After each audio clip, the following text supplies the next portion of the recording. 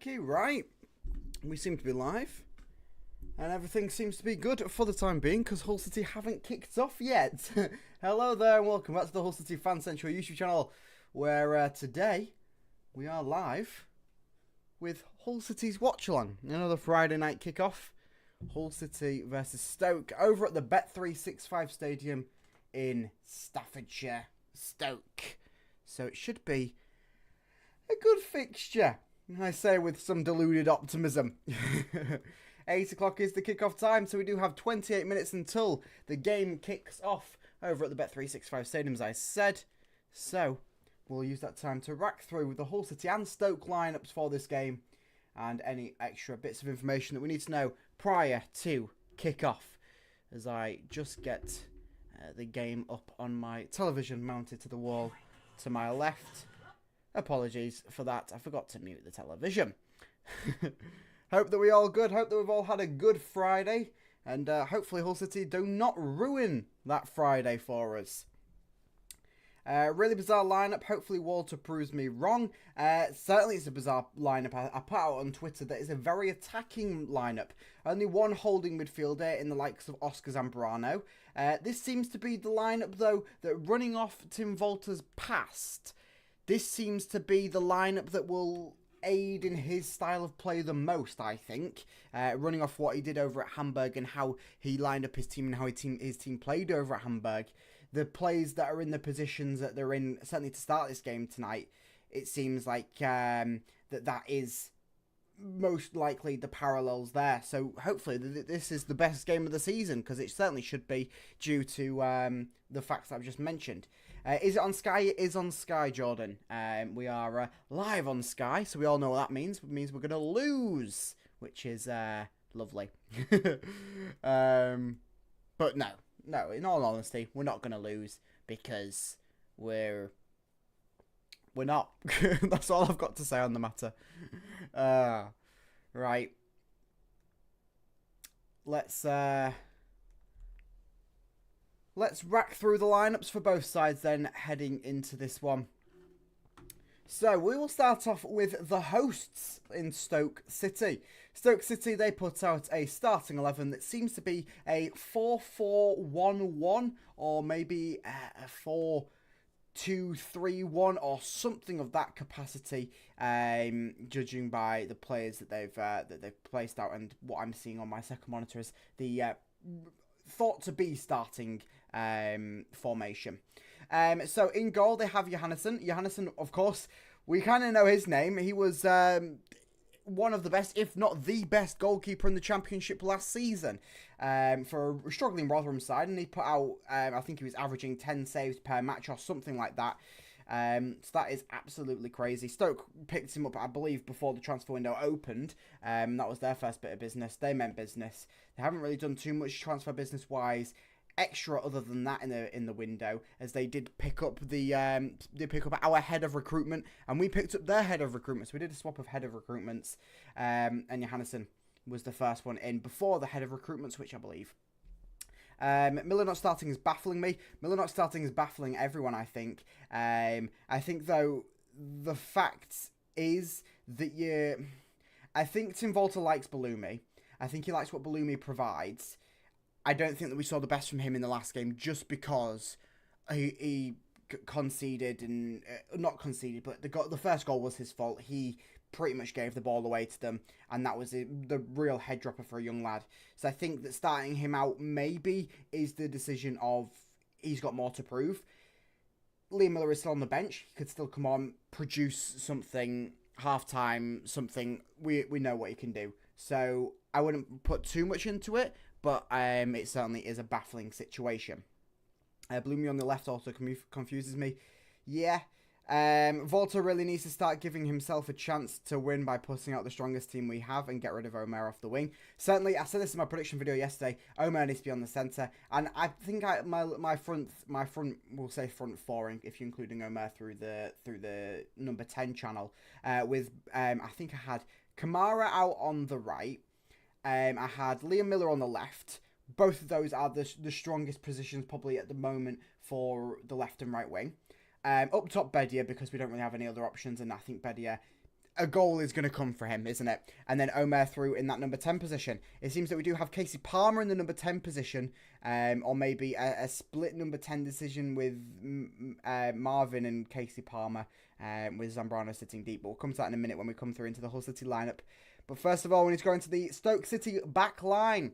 Left back, they have Bocat, central defensive partnerships of Wilmot and Tashumeni. Tashumudi. That's definitely how you pronounce his name. I probably will be referring to him as number 22 for the entirety of this game, unless somebody can point me in the right direction on how to pronounce his name. Gibson over at the right back. Ahead of them, this is a little bit confusing one. They have Berger in the number 6 spot. That seems to be sort of the holding midfielder. I believe that we all should know who Berger is, shouldn't we? Thompson in the number 15, and then out on the wides they have Manhoff and Bay, and then up sitting in the number 10 position with the number 11 shirt, Kumas, and then up top Cannon.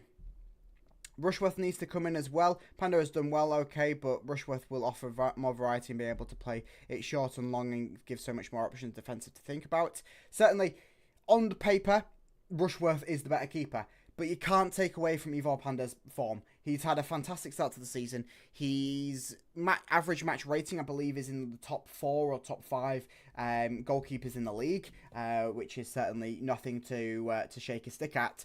So Ivor Panda certainly gets the start in this game. Rushworth on the bench. If Panda has a game or two which are a bit stinky, Rushworth will easily straight away come back in, and I don't think that Tim Volter will rush to make that decision, considering the goalkeeper depth that we do have at the club, and Rushworth being that loan in from Brighton. So let's run into the Hull City starting 11. Ivor Panda gets the starting spot in net, as I have just mentioned, coming off an incredible start to the season. A very poor pre-season, but his start to the season has been fantastic. A back line of Cody Drammer, it seems, at left back, with Louis Carroll at right back. That could obviously interchange, as both players have played both sides of them positions this season so far. Ryan Giles is dropped to the bench. Centre-back partnership of Sean McLaughlin and Alfie Jones. Charlie Hughes does not feature once again due to having a surgery on his appendix last week, and he will be out for certainly at least 4 weeks, probably being until after the international break, until we see him maybe make his Hull City debut. Oscar Zambrano sits ahead of them in that sort of holding midfielder, central midfielder, defensive midfielder partnership. And then ahead of that, Marvin Mahelm and Casey Palmer. Casey Palmer gets his first full debut. Well, I say full debut. There can't be a first full debut. I don't know what I'm talking about there. He gets his full debut in a Hull City shirt in his 201st championship fixture. And then out on the wide, we have Balumi on the left, as I'm not sure about his how many games he's played out on the left, but certainly he is known for playing out on the right.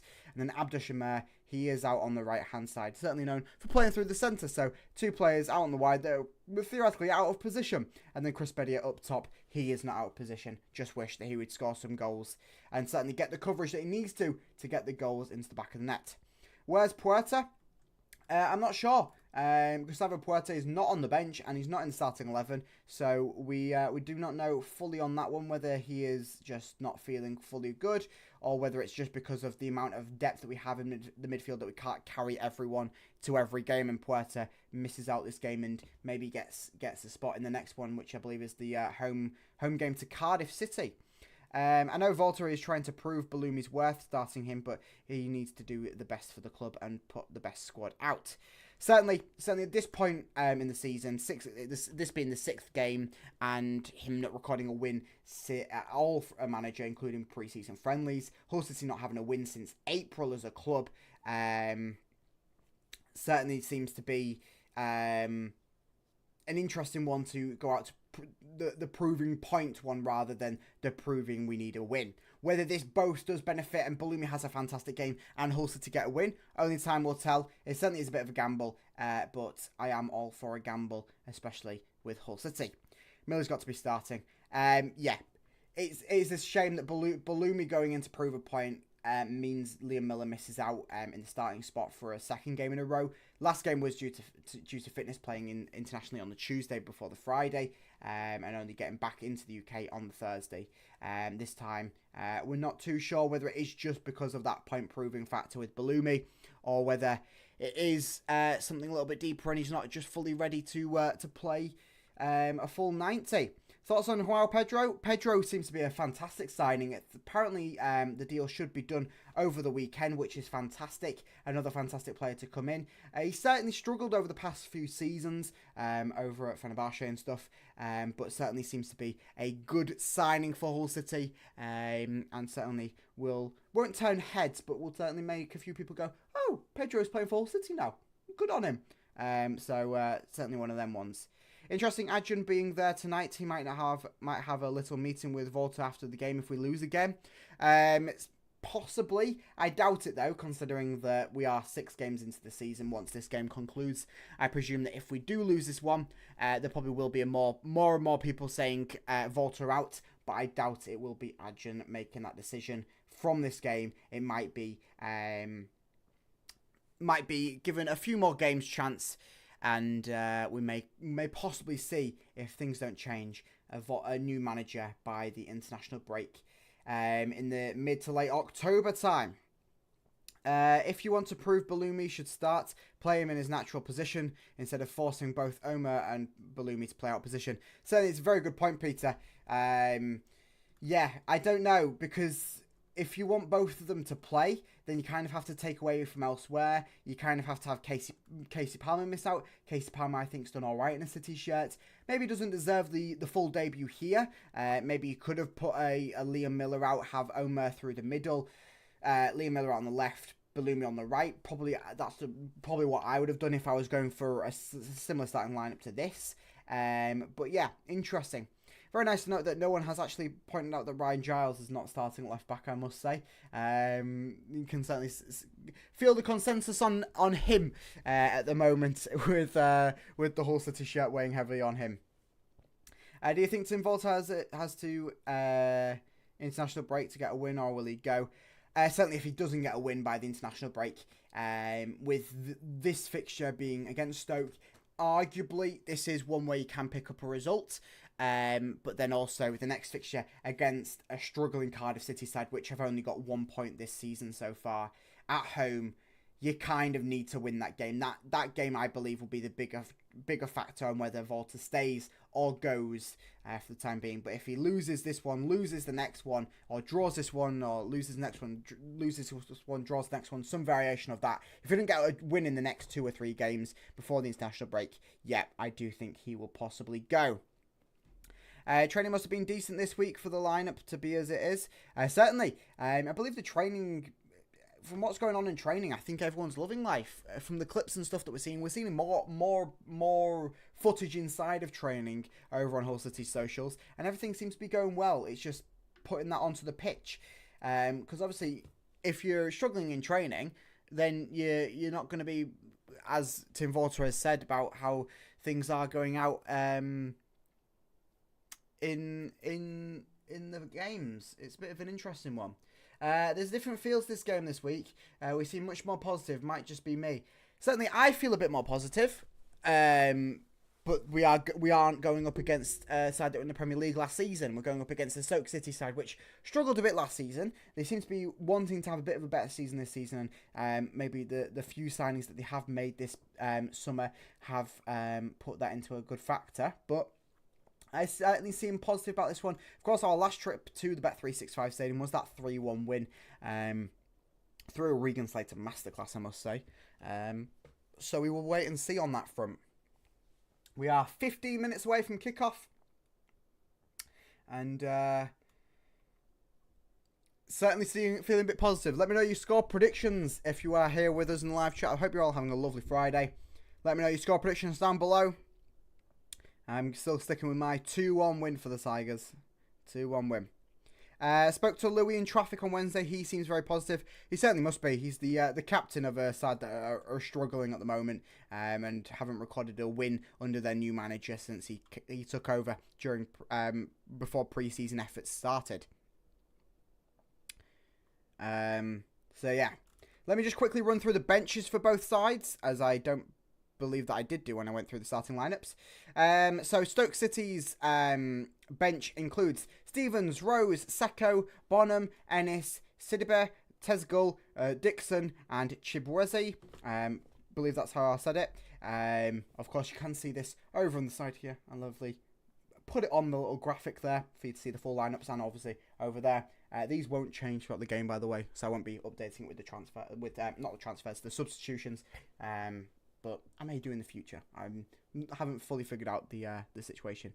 Hull City start bench lineup. I was going to say starting lineup. Bench lineup includes Carl Rushworth, the keeper on the bench. So he is back after having a bruised knee last week, and he makes his bench appearance, along with Ryan Giles, Liam Miller, Finley Burns, Xavier Simmons. Stephen Outsett gets his first tryout in a Hull City shirt.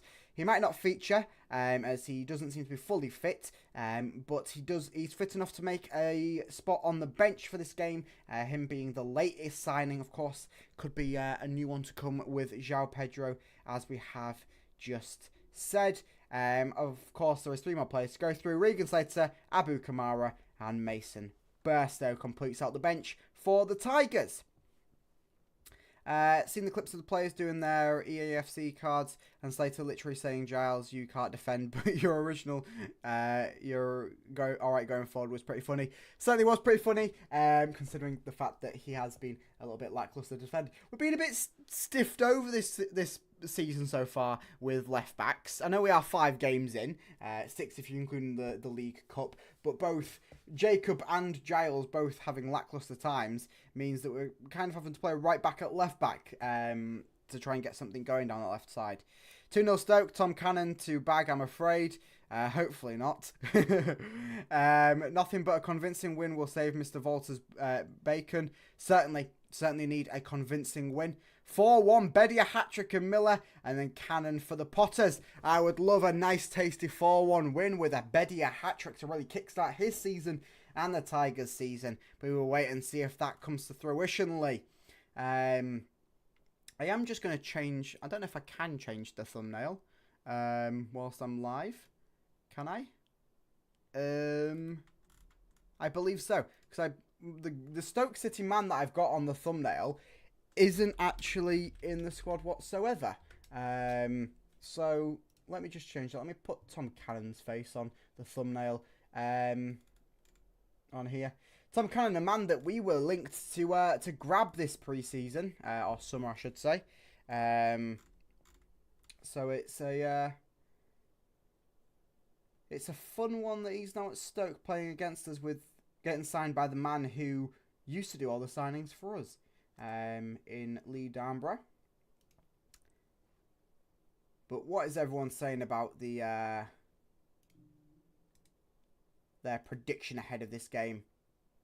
Love to know all your predictions. Apparently Sky giving us no chance versus Stoke. Don't blame it. Don't blame it. No one gives us a chance anyway, do they? 9-0 Mason Burstow triple hat-trick. I love it, Peter. I love the deluded optimism. Welcome to the deluded optimism club. We're very fortunate to have you, my friend. Oh.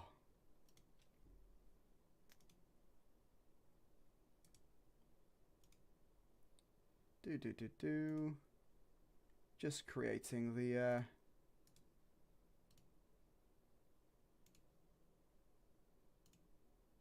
updated thumbnail. 1 second, everyone. But I do hope we've all had a lovely Friday so far, and hopefully it doesn't derail too quickly. The feel good Friday, as we like to call it. Hopefully we are in for a good night, all things considering, with hopeful, very, very hopeful Hull City win. Hopefully the score below me does read that in favour of Hull City when all is said and done this evening.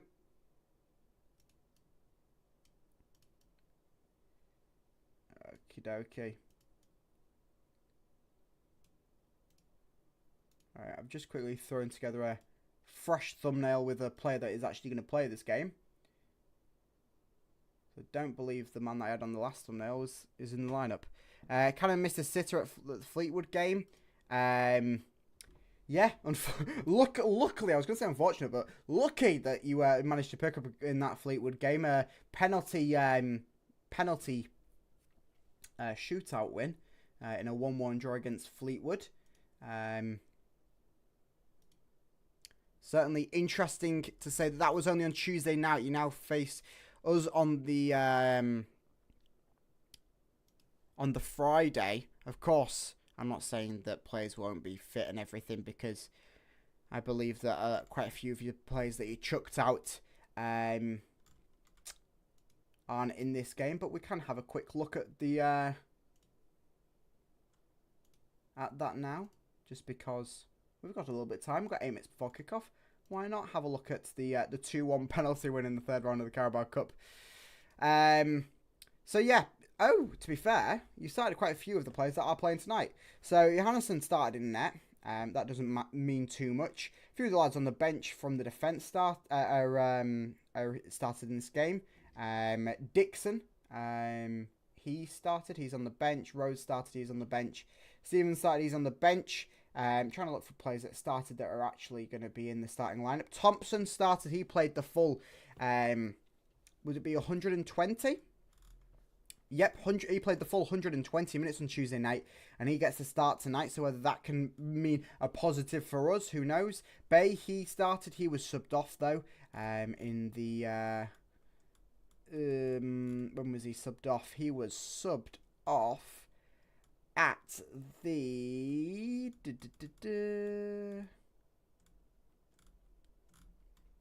I haven't got a clue. He would be subbed off at some point. I cannot find it in the thing. No, I can't find it on there. So he was subbed off at some point.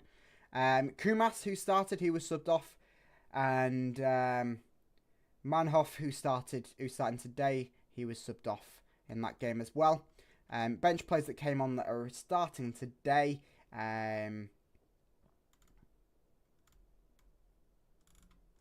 Would be Berger, he started, he was subbed on. Tom Cannon, who started, he came on. Wilmot, who started, he came on. Bocat, he came on. Yeah. So certainly it could mean a good thing. The in-laws are from Stoke. Oh, I'm very, very sorry, Lee. I'm very sorry. It must be some tight tensions in your household this evening. Hopefully you are reaping the benefits of it with a Hull City win for your Friday evening. What are the odds that the Cardiff sack the manager before we play them too? Could very well happen. Of course, Stoke freshly sacked their manager but just before the Carabao Cup game, I believe it was. Or maybe just... No, I believe it was just before. So, yeah, certainly is a good thing, I guess, if it happens. I doubt that they would sack the manager unless it is a disaster case that they have when they play, I believe, tomorrow.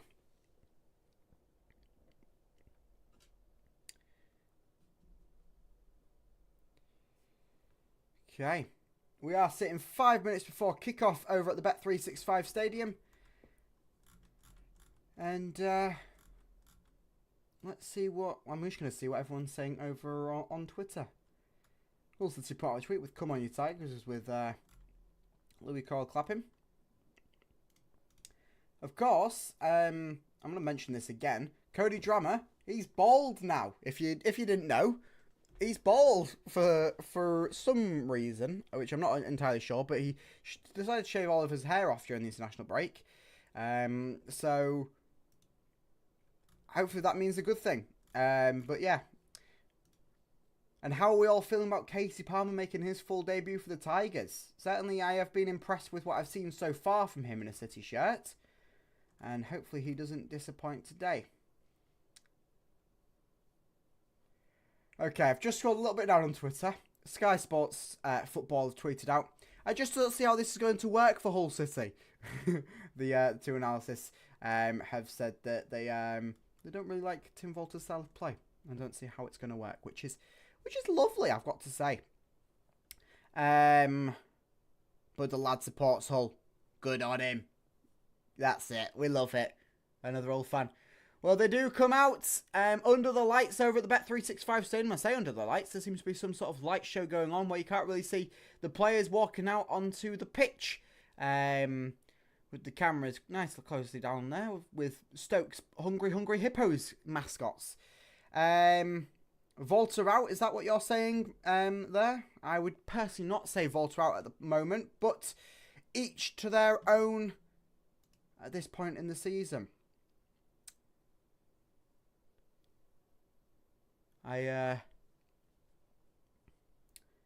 personally am not saying Volta at the moment, but everyone says it. Would have had Palmer number 10 and Kamara on the right with Miller on the left, and then bring Omer on as a sub cause his defending for that first goal was criminal. Yeah, definitely. I think Omer certainly, he's had a bad start to the season. I think that's just because he's been out on the wide.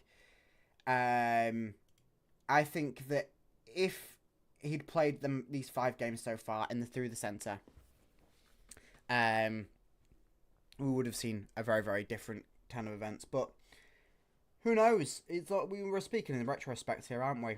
But yeah, certainly feeling good about Palmer, and hopefully a little bit of rotation could possibly mean Omer coming through the centre either in this game or down the line. Luca, big up Luca. Welcome to the stream. What's good, Tiger? What's good to you, my friend? Hope you're having a lovely Friday. And hopefully everything is going smashing for you. And hopefully things just turn a little bit more positive with a Hull City win this evening on Friday Night Football. Prediction, Stoke 0, Hull 1. I'm hoping for 3 points. A 1-0 win. Would love it. Would love anything really, wouldn't I? So, things are getting ready to get underway over at the Bet365 Stadium. Stoke in the red and white home shirt. And I believe Hull City, yes, they're in the black and amber home shirt. I wasn't fully sure whether we would go out with the home shirt today. I can't see why we wouldn't, though. But I was thinking in my car on my drive today, I was thinking, oh, Hull City maybe could put out the third shirt for the first time in the season, but that isn't the case, as I wasn't sure whether the home shirt would have a little bit of a kit clash, but it hasn't.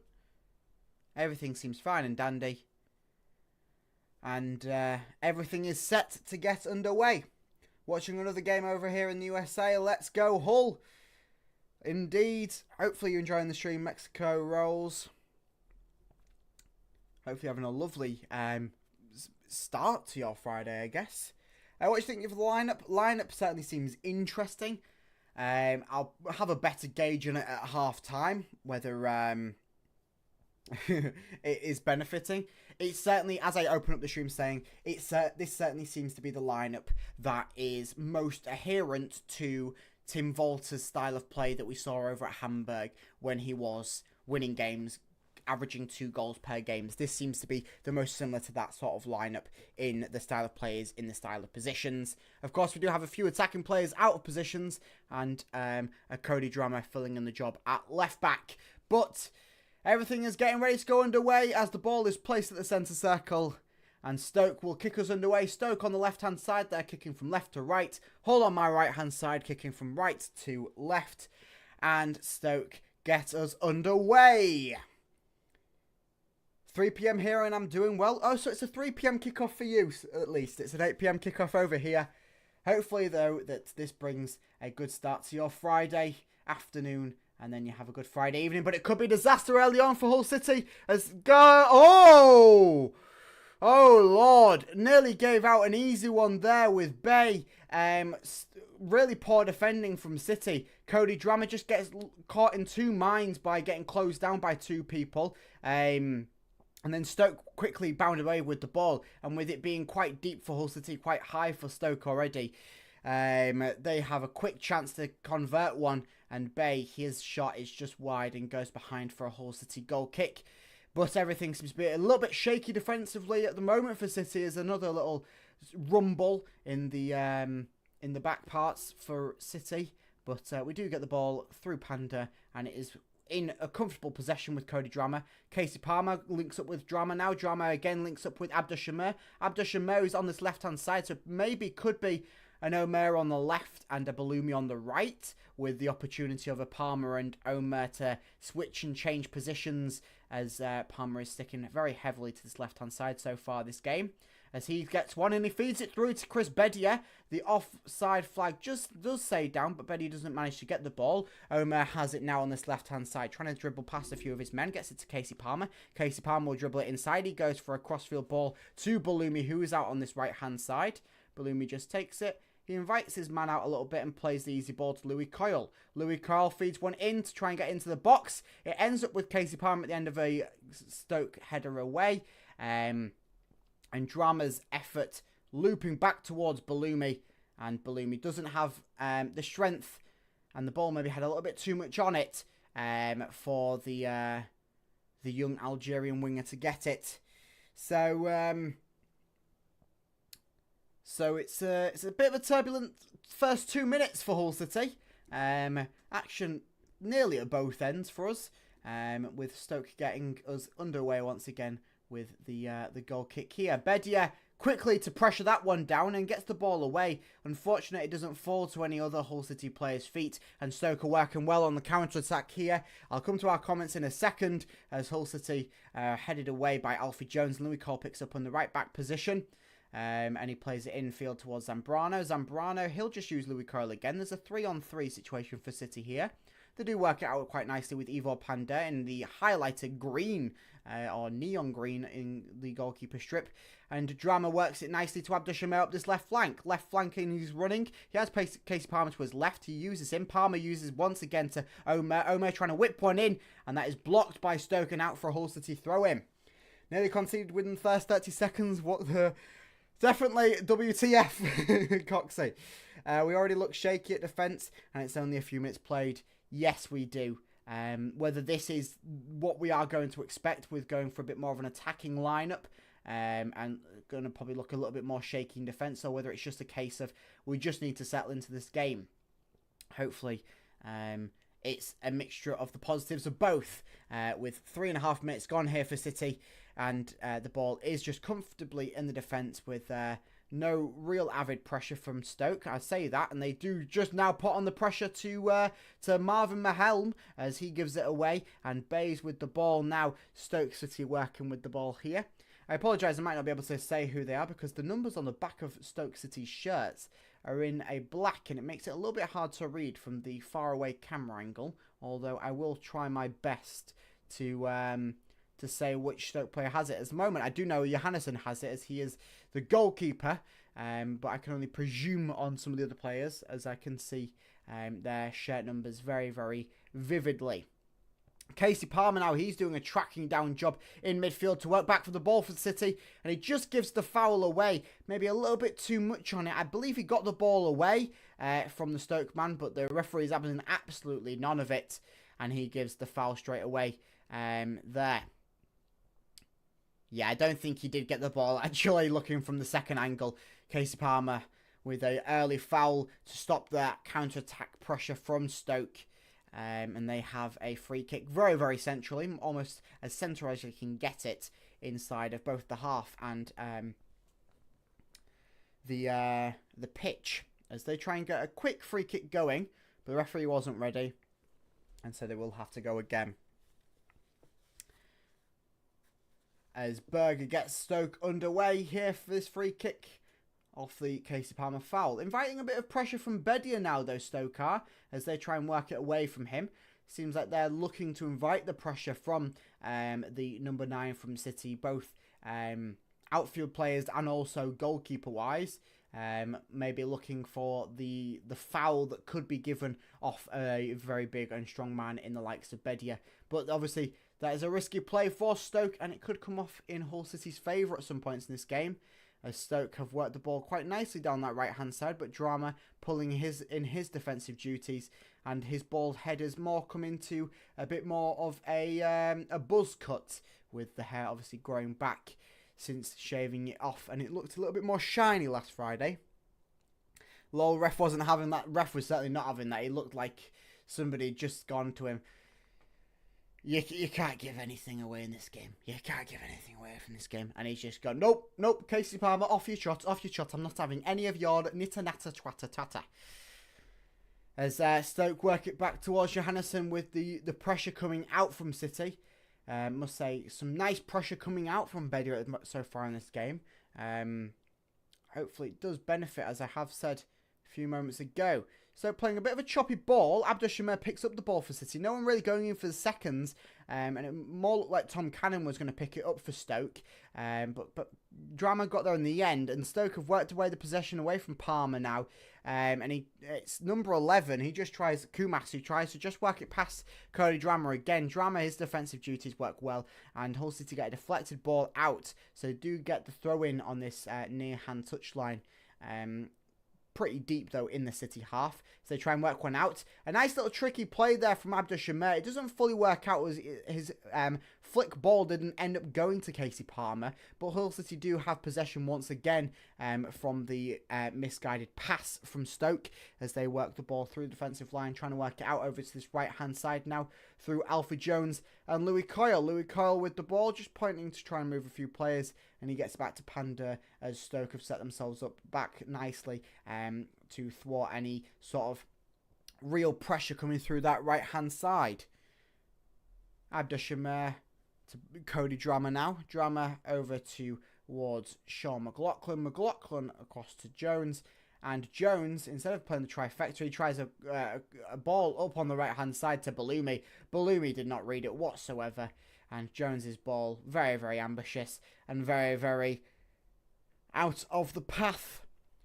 And it's a throw-in for Stoke from that, dare I say, awful ball from from Alfie Jones.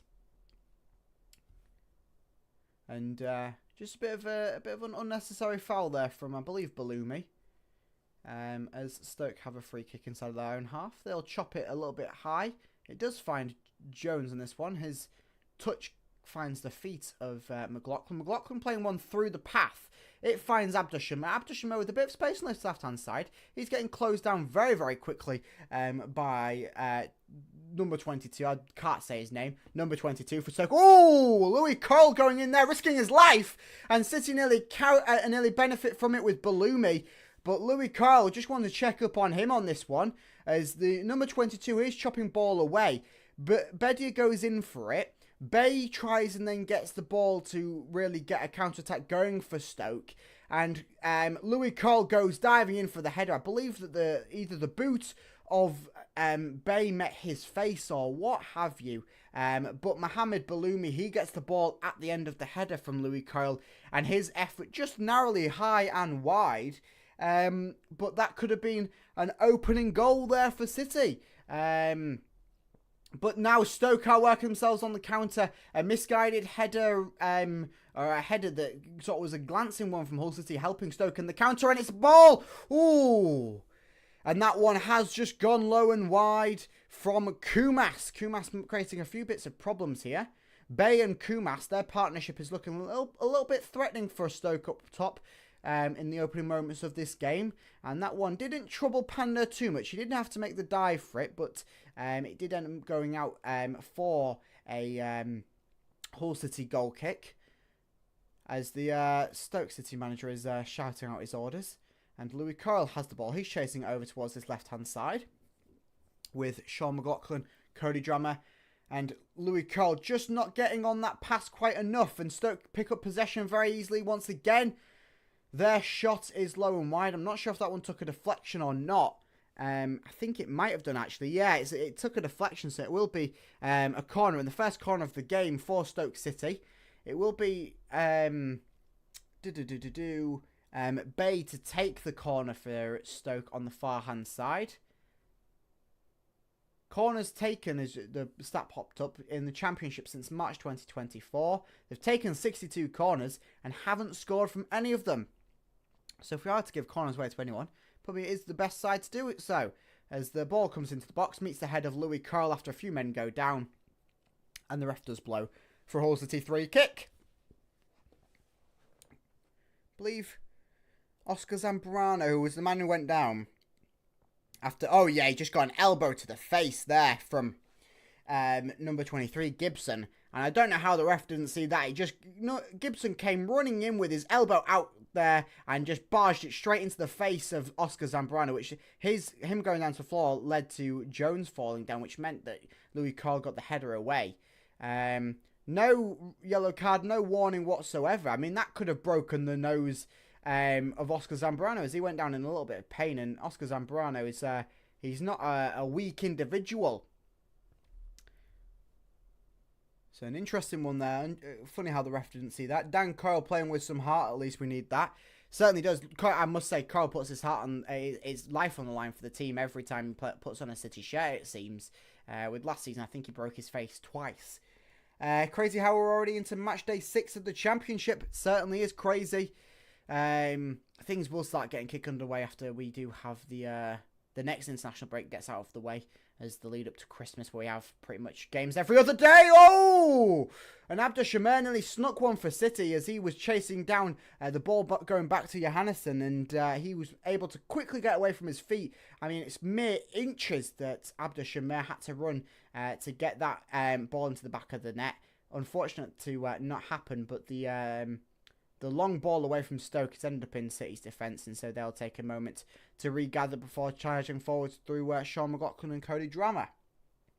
Still can't play out from the back. Yep, the problem is with Tim Walter's style of play, the only way that you're going to play out the back with his style of play is out wide. So you're eliminating one of the possibilities already, which means that if the team do their research, which every team will do their research, they know to block the balls working out on the wide. So they'll put more men out on the wide when Hull City are in possession, certainly in the defensive line.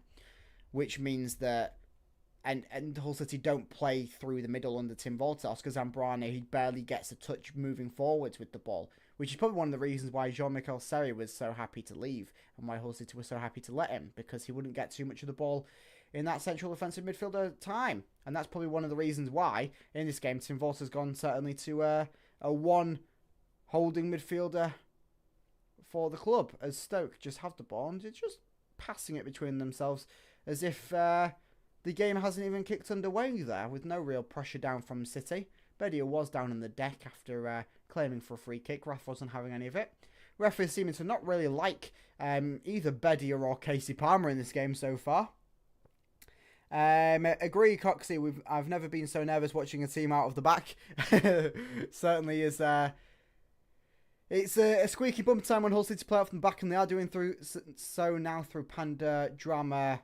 Sean McLaughlin manages to get 2 Stoke players tangled up together and away from it. He gets the ball to Oscar Zambrano. Zambrano sends it out wide once again. So it's with Balumi on the right-hand side. Stoke seem a little bit stumbled into him. And it's a shot once again. Balumi with the second shot from that similar position. Once again, just high and wide. Just needs to get a little bit lower and a little bit more whip on that ball. And that ball could be a massive threat this season. From outside the area. A Ryan Longman-esque area to shoot from. About 25 yards out, edge of the area on the right hand side, looping in with his left foot, and I can't see why he wouldn't be going for them shots. If he knows he can score them, go for them. Which is why we need Rushworth to find those long balls. Certainly Rushworth would provide so much more in the goalkeeper depth. But City nearly pick up a very, very lucky ball, with the ball getting hammered into Marvin Mahelm there. But they don't benefit with the counter-attack going forwards. But Drama will take a throw-in for Hull City on the near-hand side, as Hull City just look to regather a little bit after another effort from Mohamed Balumi. Balumi with the 2 strong efforts for City so far. He is really trying to prove to himself why he should have a starting role in this squad. Over any of the other right-wing options that Hull City do have, as Cody Drammer nearly got himself into a bit of trouble there, but fortunate enough managed to work out a deflection off a Stoke player to get Hull City the goal kick rather than the corner, which would have been conceded through his little slip up there. Tim Walter, I believe, on his first water bottle of the evening. I won't have a counter on Tim Walter water bottles, but we do know he likes to throw them and squirt them about. City nearly with a good play down the right-hand side. Stoke City just quick to snuff that one out, though.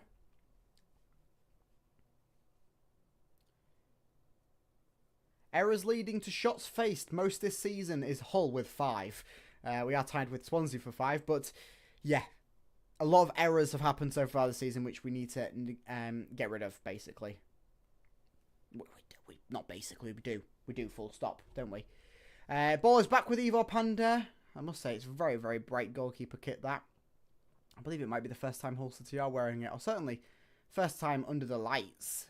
As I'm not sure if it's whether the floodlights in the stadium are making it more fluorescent than it ever has been, but I can't help but get my eyes drawn to Ivo Panda. As Abda Shamir and Sean McLaughlin make a little bit of partnership. Sean McLaughlin is a little bit further up. He's tracking back now as the crossfield ball nearly finds Balumi, but instead finds the head of one of the Stoke defenders. I believe the Stoke City left-back Bocat. And Bay just shoves into the back of Louis Carl. Louis Carl holding the back of his head. So whether he shoved into the back of his head there. And Louis Carl complaining to the referee once again. Referee's not having anything Hull City's way in a lot of these fairly dangerous things that Stoke are doing. Another dangerous one, as it seems to be the shoulder of Bay went into the back of Louis Carl's head. Do you know where that soft spot is in the back of your head? I bet it killed. And obviously Oscar Zambrano having his nose took off earlier on in this first half. But Drama does get us underway with the throw-in on this near-hand side. He plays it to McLaughlin. McLaughlin will play it back to Cody. And then once again to McLaughlin. McLaughlin looks to switch play over to the right-hand side through Jones. And Jones will use Louis Carl. I wasn't sure if he was going to go for the ball to Balumi, as Balumi was coming a bit short. And Balumi coming short is really helping there as Louis Carl decides to push on. So Balumi in the right-back spot now, and Louis Carl just a few yards ahead of him. But the ball is back now with Alfie Jones. And across to Sean McLaughlin. And up to Abda Shamir on this left-hand side. As it seems that Cody Drama has gone a bit further on, as he's playing the left wing role at the moment. As the ball, once again, tries to find Balumi in a bit of space on that right-hand side. It doesn't have enough on it. Seems to be the tracking thing with Louis Carl racing down that right-hand side. He's got into a very, very good area. It's back towards Balumi. Balumi goes for a curling effort. Header run by Bedia. It falls to the feet of Casey Palmer. Cody Drama now, his feet is with the ball. He is taken down, and that will be a free kick for Hull City. In a very, very good spot on the edge of the area. You'd be looking at Abda Shamir to be taking this free kick here. It is in scoreable range for the young, I won't say the young, but the number 10 Turkishman for Hull City. As Kumas once again makes a little foul on Cody Drama. It's going to be fun to watch them two go head to head in this game. Kumas and Drama, they've already had a bit of tension building up in these first 19 minutes. Yep, the ref finally does give us something. And he was hesitant to blow the whistle. I wasn't sure whether he's deciding to let the play go on, as Hull City, after he blew the whistle, did make a shot. It wasn't a very ambitious effort, and the keeper did save it. Whether the referee didn't blow the whistle, it would have been a better shot. Who knows? But Casey Palmer and Abda Shamir standing over this free kick. Seems to be about 25 yards out from the left-hand side, as if you are looking towards the goal.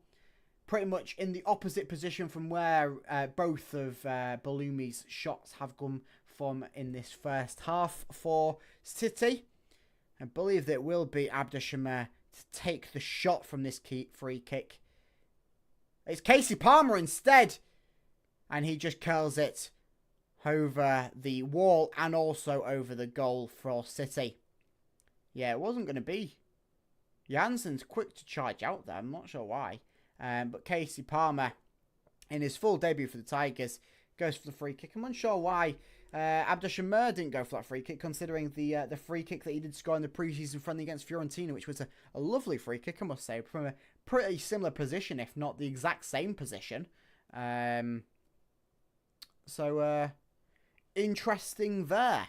But Stoke get us underway from the goal kick with a long ball. Does find Balumi, though, eventually, who sends it back towards Jones. And back towards Panda, sorry. Also, Panda has been wide open. Also, Palmer has been wide open, top of the 18 multiple times now. They have to pick him out. Yeah. I don't know. I like what Palmer's done so far in this game. I'm not sure why he took the free kick because it's the Abdeshemer range. I understand Abdeshemer scored 1, maybe 2 free kicks for City, but that is pretty much paralleling the fantastic one that he scored against Fiorentina, and he nearly did score against Sheffield United, I believe, with a free kick, or maybe Millwall. One of the two certainly was at home where he nearly scored with a free kick. I believe it was Sheffield United last Friday, a week ago. 2 Friday fixtures back to back. For any of us wanting to keep up to date on our academy players or our young under-21 players, Jevon Mills, one of Hull City's under-21s who's out on loan over in Ireland, has just been subbed on for Bohemian as they are currently down 1-0 in the 34th minute to Drogheda United. So, interesting one that. But Stoke City do have the ball here in Staffordshire as they're trying to work it up through the field. Berger just plays it towards the left-hand side for Stoke as their players are looking to make a little bit of a fluid position and work around Hull City, as the Hull City don't really seem to be looking to mark down any Stoke City players, and the Stoke City players are kind of wandering at free will through the Hull City deep midfield and defence.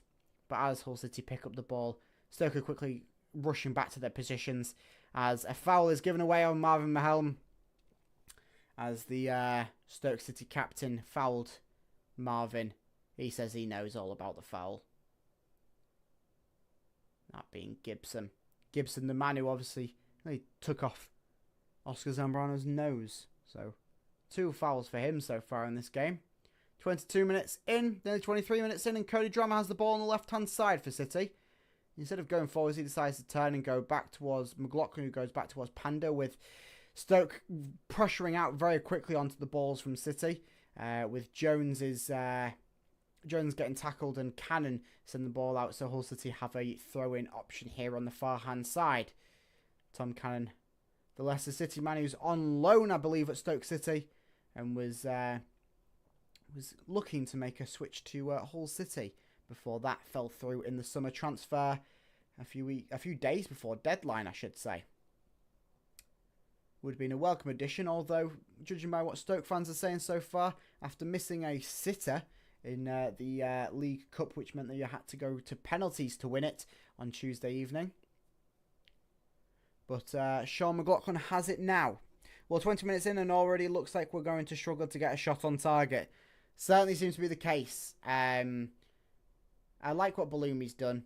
Just needs to get them on target. And I like what Casey Palmer's done. Just needs to try and see if he can get the ball to the likes of Bedia. As I say that, Palmer just has the ball now, and his touch sends it out of play, which means Stoke City do have a throw-in on the near-hand side, just in front of Tim Volta and his technical area. He stood up, arms raised, as we often see him being. As Stoke City have the ball in their back line, looking to rotate it towards the left-hand side, as Louis Carl very high. He tries and tracks it down, but the ball does end up taking a deflection off Bay, I believe, and gets the throw-in for City once again. On the far-hand touchline, Louis Carl to take.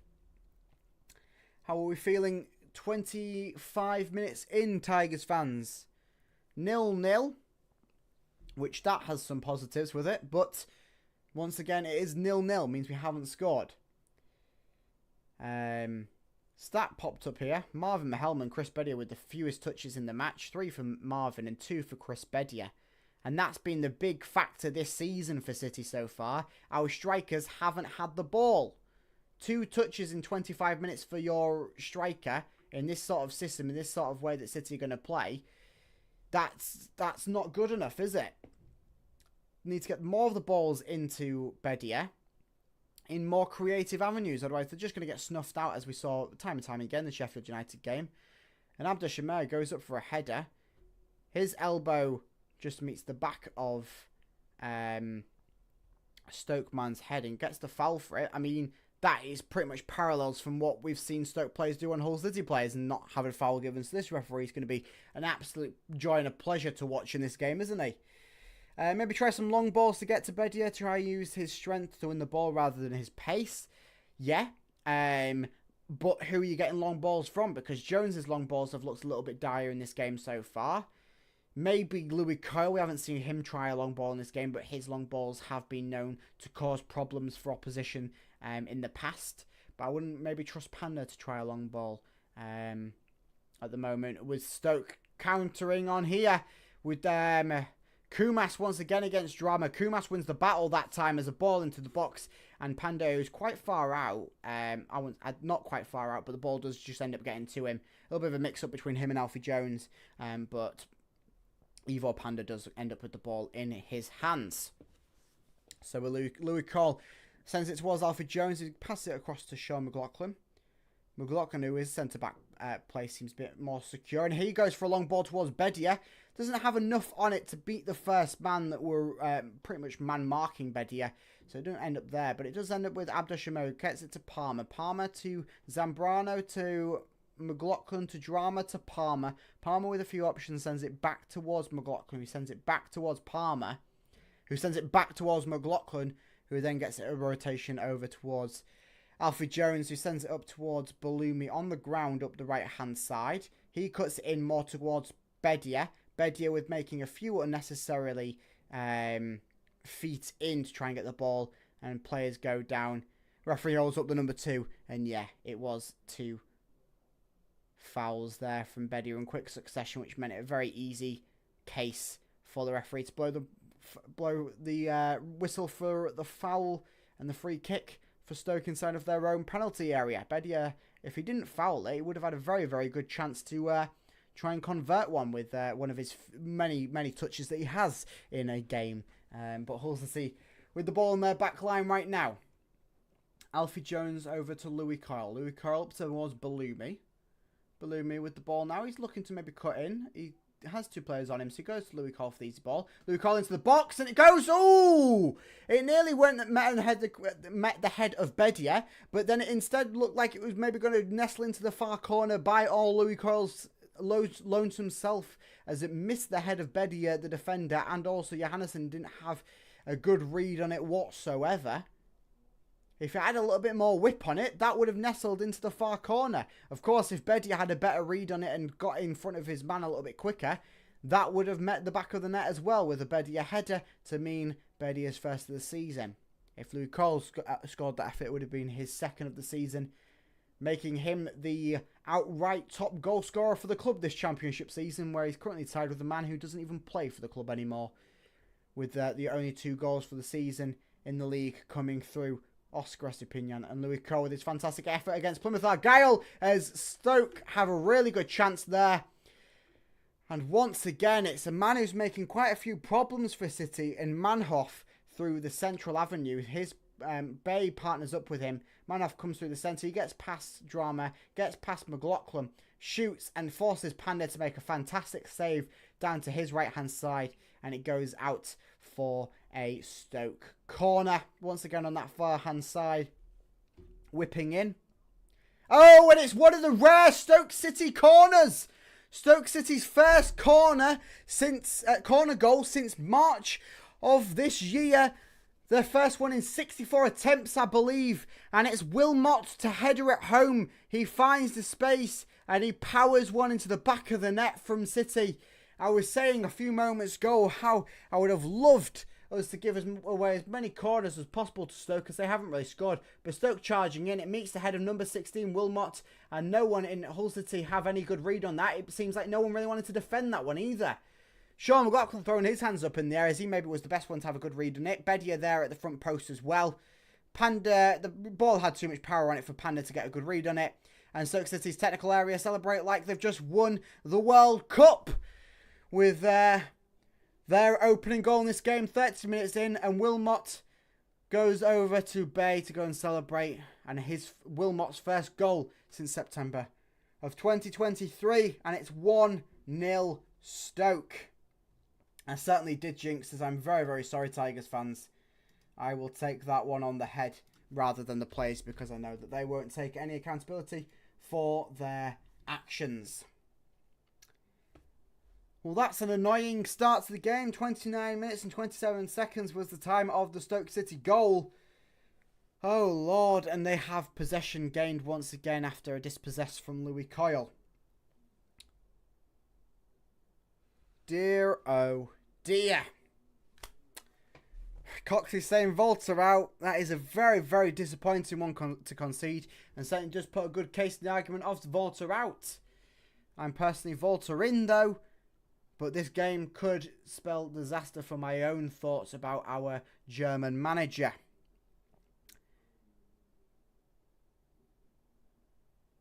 Oh, Bedia didn't even jump. He didn't even jump. No one really wanted to defend that from City at full stop. 30 minutes and no shots on target. It's just the same every game. Certainly is the same every game. Volta sat on his bench. His job is certainly going to be on the line if we don't even record a shot on target in this game. Just an awful set piece from both ends.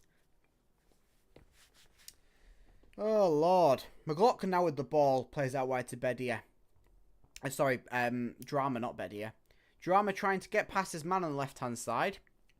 He stumbles a bit, and Kumas once again wins the battle with Cody Drama. Sends the ball out for a Hull City throw-in, which Drama will take. Sends it to McLaughlin. McLaughlin back towards Drama. Drama looping over towards Louis Coyle, who just lets it run past him so he can get easily over to Balumi. Balumi charging up the right-hand side. Loops one in to try and find Bedia. Doesn't. He finds a Stoke City head. Louis Coyle trying once again. This time it's with the feet of Marvin Mahelm, who is just dispossessed far too easily there. And Stoke City have the ball and they'll just work it away. Instead, they'll go for a choppy ball, which ends up with Oscar Zambrano chesting it to Louis Coyle, who pass it back to Zambrano over towards McLaughlin. McLaughlin, who's playing quite high at the moment, something higher than Alfie Jones, gets it to Drama. Drama back to Abdushamer. Abdushamer into the area. Oh, and that nearly finds the feet of Chris Bedia. You've got to say it's very well done there by the Stoke City defence to thwart that one, because if Bedia got a foot on it, that was going in the back of the net. It's just a simple tapping in that case.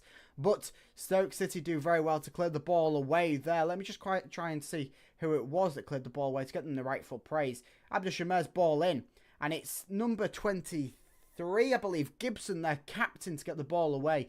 Very nicely done there from him, as he was literally just pressed the length of Bedia. So Stoke City will go underway with a throw-in. Drama tries and nods one down towards Casey Palmer. Doesn't work out. Louis Coyle just uses some technical know-how to try and get the ball away. And he is fouled in the process by Bay. Louis Coyle doesn't look very pleased with Bay from that one, as there may be a little bit of a hustle and a tussle about that one. Louis Coyle as well upset with the referee after saying that's been a few times now. Referee's just gone over to Bay and said, "Hey, calm it down, calm it down." I must say I've not got any good things really to say about this referee so far. Once again, Marvin not doing much. Once again, Marvin not doing much in games. Certainly, as Hull City set up this free kick. Palmer and Omar over it once again, but this one far, far out for them to shoot.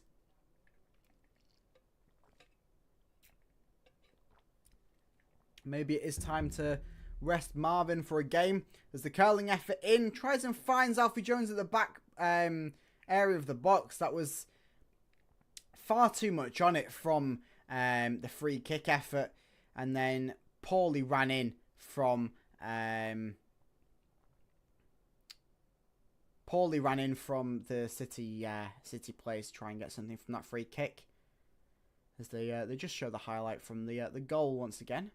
So I was just noting there was a man directly on top of Panda. I mean, that's the case, but he stood in an offside position, meaning very hard for Ivor Panda to get a good read on whether to dive or not for the goal that separates the sides so far in this game.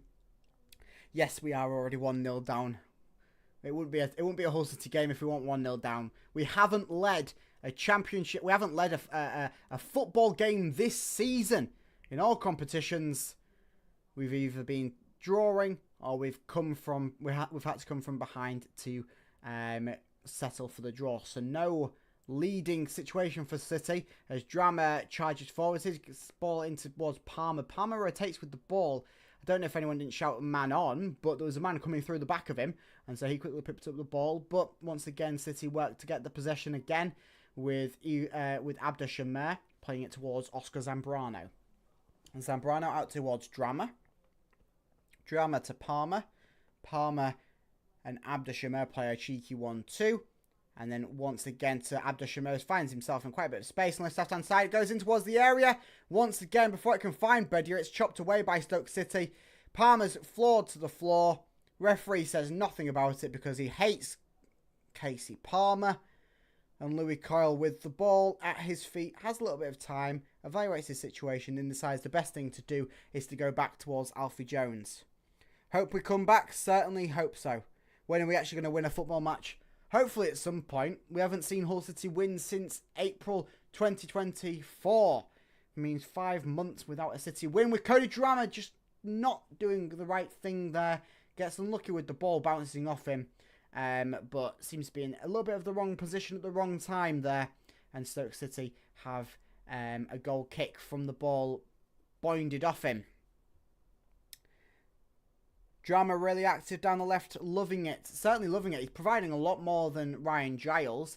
He just seems to be losing out 9 out of every 10 tries against Kumas, the number 11 for Stoke City, who's been very, very active on the right-hand side for Stoke. Of course, the left-hand side for City with Drama down there. Louis Coyle, he's in a little bit of a hustle and tussle. He just goes down to the deck. And the ref does eventually blow for the free kick. And Louis Coyle's got it underway quickly. It's in for City. It's whipping into the area. Ooh! And the man, the 22, I can't pronounce his name, he converts it into a corner for City. Their first of the game. Will it be a short corner? Will it be a long corner? Who knows? I can almost tell you for certain it's probably going to be a short one. And the stat has just popped up. 76 corners for Hull City since April of 2024. And 0 goals from them, of course. Because we just love to make things that little bit hard for ourselves. We do go for the short corner, of course. As Palmer plays a cheeky one to Abda Shamir running in and tries and drags off his man. But Kumas, he's having a good game so far for Stoke. And he sends one back for another City corner. So this will be either the 77th or the 78th without a goal for City. And another short one again towards Palmer. Palmer going infield a bit more. Finds Drama. Drama looks for a shooting effort. And it takes a deflection. And this one it will go behind for a corner from the other side for City. That seemed to be a little bit more effective of a short corner routine. As it was very unlucky to get the deflection, I believe, from Wilmot. Or maybe Thompson. I believe it might have been Thompson, actually. Gets the deflection from the Drama shot at the edge of the D.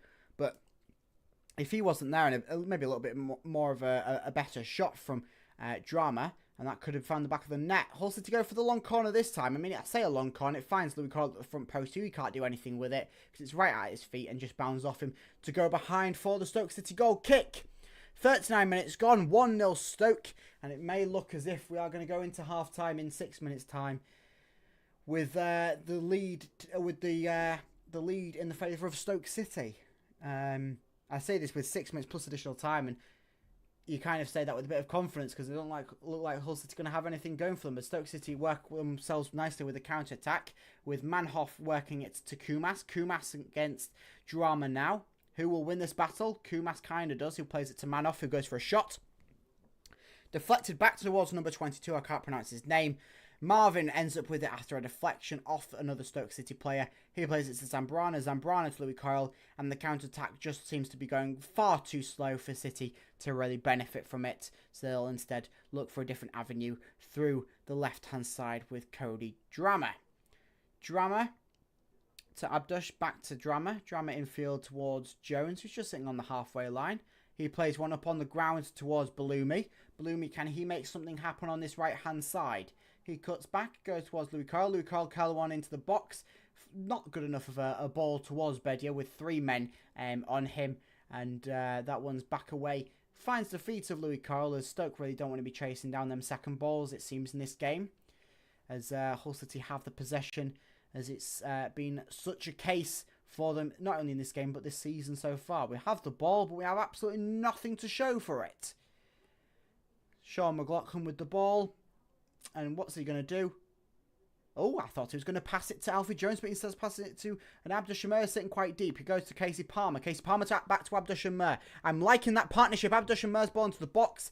It takes a deflection, and Stoke have a few efforts to try and get it away, but they do get it away in the end. And it's with man off, I believe. It's a 2-on-1 situation. Louis Carl's chasing back, but no! Oh, it's Stoke missed that opportunity. Man off misses the opportunity. He could have either squared it to his partner. I believe it was Tom Cannon. But instead goes for the glory himself with the Louis Carl chasing his bum down. And Stoke City just showing you how to work a counter-attack. Manoff running pretty much half the length of the field by himself with Tom Cannon to his right in open space. Good chase down by Louis Carl and done nicely by Alfie Jones, maybe to negate the fact of a sweaty option, the ball to Tom Cannon to make it a pretty easy 2-0 Stoke. But we are sitting 1-0 with nearly 42 minutes gone. City not looking like they're going to score, but doing everything in their avenue to try and not concede either. Come on, Stoke. Don't come on, Stoke. Do not come on, Stoke. Get Omer off the wing ASAP. Certainly. I am liking Casey Palmer out on the wing. I've liked what he's done in the moments when he's been stood out on the left wing for City in this game. I am liking that. I'm liking him on the left and having Omer through the centre and their link-up play whenever it does happen. It seems to be perfect, and it's just Abdushamir's balls into the box, which aren't either finding Bedia or they're a bit too predictable or they've not got enough on them, whatever. But it's a very, very good partnership, I must say, which I'm looking forward to hopefully reaping some benefits from. Louis Carl with a ball in towards Drama just nestles it down and maybe was looking for the volley. Finds Casey Palmer on the edge of the area. Oh, and his effort tries and finds the top right corner, but it's high and wide as he was off balance when he was going for the shot. I'm confused why Cody Drama didn't go for the volley there. He looked like he was eyeing up, but then decided at the last minute to go and take it down and play the easy ball to Casey Palmer. Drama was in loads of space on the on the near hand side, of the penalty area, and the high cross from Louis Carl just fell right to him. I'm not sure I didn't take the volley chance there, this is one of the many reasons why Hull City do not have a shot on target, because players aren't taking the chances when they're given them. Cody Drama have a very good chance there to take a volley, and he didn't do so. Every cross is just going to the first defender. Yep, it's just far too predictable, and we're not very good at crossing, are we? Just need to find a way to cross the ball and maybe get the balls into the box in a bit more of a creative avenue rather than using the same two routes, that being the left wing and the right wing every single time. Also, why is every team seems to defend for their lives and make no mistake versus us? Because we make it far too easy for them to do that. Lol, don't worry, we'll bottle it up as always. Hope you do well this season, though. I'm not sure. I've seen Hull City play 5 games this season, nearly 6 when this one's over. And I'm sure that we will be the ones bottling up, and we're 1-0 down. So, I hope you enjoy the win, Zach. But good luck to all for the season as well. Hopefully, we don't see either of us in a relegation battle. But Hull City, maybe at the moment. Certainly, we are in the relegation zone. Hey, even if you bottle it, at least you are winning at 1 point. Certainly, we haven't even got that to say. We haven't been leading a game this season. And that goes into the fact as well that we haven't actually won a game this season. Abdushamir with the ball now. He's just charging away. Gets it towards Oscar Zambrano. A bit of luck there from Abdushamir, I must say. But the ball ends up with Balumi on the right-hand side. Can something come of this? Balumi towards Louis Kyle. Louis Kyle scooping one. And what was Louis Kyle trying there? Was he trying to find Bedia? I mean, Tim Volter's face says it all. I mean, the camera just pans to Tim Volter and he looks fed up for his life. He's not even screaming, shouting. He just looks like he knows he's going to get the sack at some point. And he's trying to cheer on the team. But the effort seems a bit like they're falling on deaf ears. 1 minute additional time to play. We've played about half of that already. And yeah, I'll cover what Louis Carl just did, but it was like a scoop ball to try and find Bedia's head, but then it could have also been a shot, but it was a scoop and it was a very confusing one. just had no chance of doing anything though. So Stoke City in possession. Looks like it will be the final bit of possession of this game. But Alfie Jones does well to snuff it out. Goes out for a Stoke City throw-in. Or a Hull City throw-in, actually. Must have took a deflection. And the ref doesn't want to see Louis Cole take the throw-in. And instead blows the whistle for half-time. So that half has flown by. And it's 1-0 Stoke. The players really do look shit to the point a simple cross is too hard. Yeah. When your team can't even make one cross in a game, one successful cross, can't even have a shot on target, you know that you're doing things wrong. And this isn't all Tim Walter's fault. This is a mixture of him and the players. But it's frustrating, isn't it? It's far too frustrating for all of us Hull City fans. After having the season we had last season, 3 points and goal difference out of playoffs, and now we are sitting 23rd after that goal conceded, dropping just below Portsmouth. Of course, we are currently playing one more game than them, but yeah, not looking all too good, I must say, so far for City. 0 shots on target. I'll go through the stats in a minute, but what are we saying, Tigers fans? It's not Volta's fault the players can't cross the ball or hit the target.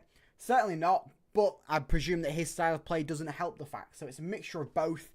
This is why I'm saying not Volta out, because it's not all of his fault why we haven't won a game this season. But there is an argument to be made that his style of play isn't benefiting. I mean, I'll go to the live win probability. Hull City have 11% live win probability. I mean, I think that's even too high. I would go down to 0. 23% of a draw and a 66% chance through the live win probability of a Stoke win. Miller on at half-time, I would personally go for that. Although, who would you take off? Would you take off a Casey Palmer, maybe? Although he's been good. Maybe Marvin Mahelm, actually. I'd take Marvin off, put Liam Miller out on the left. Then you've got both Palmer and Omer through the centre. That seems to be what needs to be happened. But it probably won't happen because I'm not the Hull City manager. So let's go through the stats. 7 shots apiece for both sides. I mean, you wouldn't tell it from Hull City having absolutely 0 on target, but 7 shots for both teams. 2 on target for Stoke. One of them, of course, the shot that they did convert through that Wilmot header. 0 shots on target, as I say, for Hull City. But possession-wise, we can take the ball home, can't we? 64% possession to 36 from Stoke. Passes, 295 for Hull, 175 for Stoke. Passing, actually, 86% for Hull, 81% for Stoke. Fouls-wise, 8 fouls for Stoke. I mean, that should be far more than that, but the referee seems to have a Stoke City tattoo on him at some point. And 4 fouls for Hull City. 0 yellows, 0 reds. 1 offside being in the favour of Stoke. And then 3 corners for Hull, 2 for Stoke. Our 3 corners all coming in pretty much 1 corner. And that resulting in absolutely jack all. Bellumi not impressive. Stoke defenders all over him. Certainly, I do like, though, what Bellumi provided, though, with them 2 shots. I like that. He's not afraid to have a go. I'm not sure why he didn't do any more of them. But, yeah, I see what you mean. The defenders have been all over him. And every ball that ends up with Bellumi does end up very easily just changing hands, doesn't it? So maybe Bellumi is the man to come off for a Liam Miller or maybe an Abu Kamara. But certainly, it seems that there needs to be a change at half-time. If you want to get a ball into the box and you want to get a shot on target, things need to change for City. As we are sitting 1-0 half-time in the favour of Stoke City through a Ben Wilmot header from a goal, from a corner. After me saying that Stoke City, they aren't doing too well from corner goals, where they hadn't actually scored one in quite a few months. But same can be said for City, and Stoke have actually rectified that. We haven't. So yes, very, very upsetting, I must say, for all Tigers fans, isn't it? Upsetting to see the state of this after the highs of highs that we had last season, and to then come into this season thinking, oh, it's a bit of an easy championship season. Hopefully we can keep the similar format from last season. Hopefully things will go as well. But huge overhaul has happened, and I personally do not blame Tim Volter. Things are happening within the squad, and they aren't positive. Things are happening higher up that maybe aren't positive. I won't go into the full extent of the Hull City ownership, but yeah, I might go through it in a video at some point on the channel. Certainly, if things do not change for Hull City, as the mismanagement this summer seems to be the downfall of the season. Crazy how a few months where you're not even playing football can shape the entire season. But yeah, not good enough. Certainly not good enough. That's been the story of the season, hasn't it? Not good enough. Full stop. Not good enough. Shocking. Shocking from start to end. And I mean, it doesn't really help that the Stoke have got away with a few reckless things on City players in this game, as they do just show the Zambrano, the Gibson on Zambrano incident. We look completely disjointed, nothing in the final third. Yep, I must say, the players look lost when defending, and they look like they're not producing. They don't want to produce anything going forward. So where does that leave you? It leaves you with jack all. Us 1-0 down. Miller and Kamara on, and Bellumi and Palmer off. I personally wouldn't take Palmer off.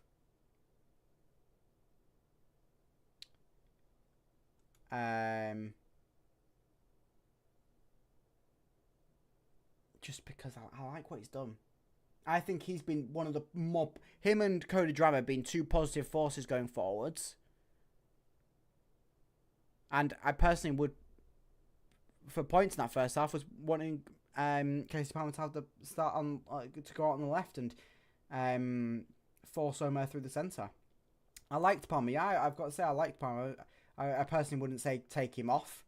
I can understand the Bellumi shouts to bring either Miller or Kamara on. You probably would bring Miller on because he's more suited to that left wing role, and have both Palmer and Omer through the centre, but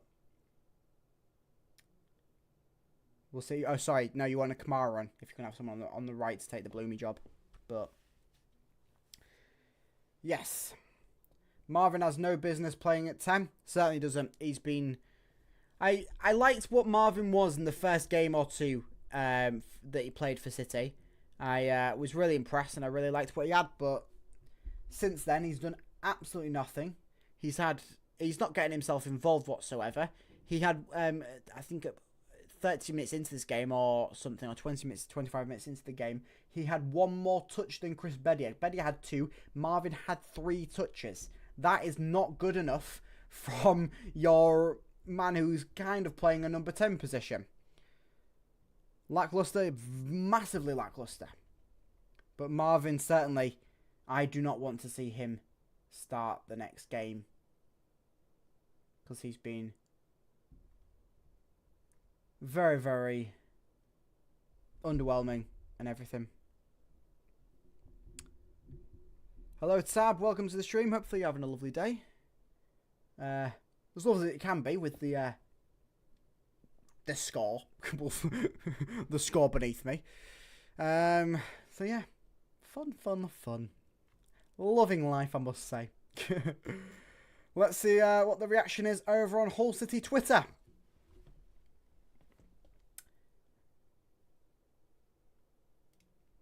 A lot of people blaming Tim Volter. I personally am not blaming Tim Volter. Somebody saying absolutely nothing positive about. Certainly would agree. Never has my face been as straight as it is right now. If we don't score in the second half, I'll seriously go insane. I can agree with you, mate. I can agree with you. 4-1, 4-1 is risky in this league, but when the attacking four aren't willing to run back, it's really concerning. Every Stoke break they get to the edge of our box, and we have 5 on the halfway line. Lazy, pathetic, Volta ball. Certainly that is a very good sum up. Stoke, I mean, they could have had another 2 from the counter-attack. Certainly that Manhoff run from halfway line, that should have been another one for them. So they could and should have been 2 or 3-0 up at half time. So yes, as it goes, we will be relegated if things do not change. We simply do not have the players to play this style of play, which once again you want to blame Tim Volta for, but Volta came into the squad after losing 19 players left the squad this summer, majority of whom left before Volta came in. And he had to come in and try and build a squad not only to play his style of football, but to be competitive in the Championship and fill the depth that was massively lost through the amount of players that left and high-profile players that left at the end of last season and before he came and signed on as the Hull City manager. So it's really it's hard to put the blame on anyone when you really want to put the blame on someone.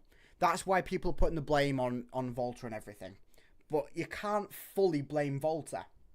You can blame him for a bit of it. Yes, his style of play hasn't set the league by storm as he was promising in his first press conference. But you can't blame him either for the way things are going. So far better half, but still not looking threatening. Gibson is very lucky man. I understand Gibson's a lucky man, but I wouldn't say that's a far better half. It's just the same. It's the same rehashed stuff every game. Nothing changed.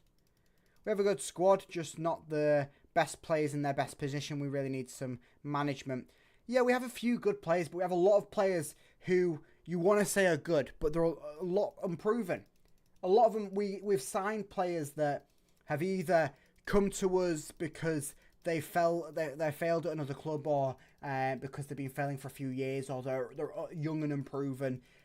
I mean, I could go through the list of the players that we've signed for that.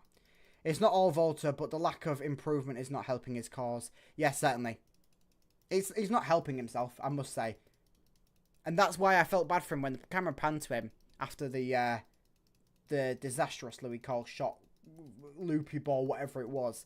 And you could tell in his face that he was going, yep, this is it, this is my job gone. And whether Adjans had a word with him before the game going, yep, your job's as good as gone if you do not do anything in this game. Whether that's it, but who knows? Who knows?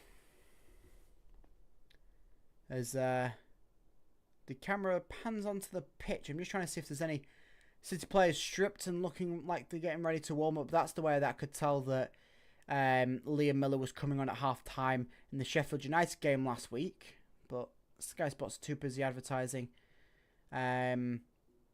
all of their other things, so I can't really see. But it does look like there may be some players on the sidelines warming up, whether that is players already out for the second half for City. I believe it is so I'll just have to bear with us in a minute if there is a half-time change for City,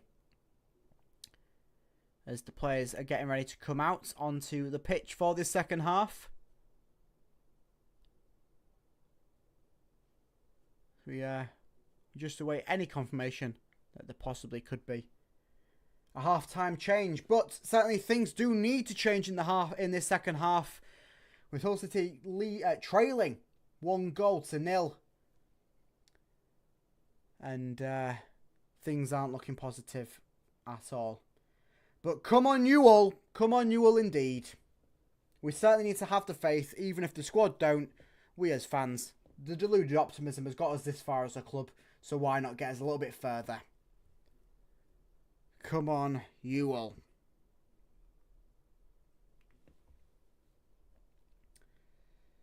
Lordy, lordy, lordy. Just have a gander onto Twitter, see if there's... Liam Miller is coming on at half-time. So Miller's coming on. But who is coming off? Can we get any confirmation on that, please? Sky Sports. Or is Hull City going to tell me?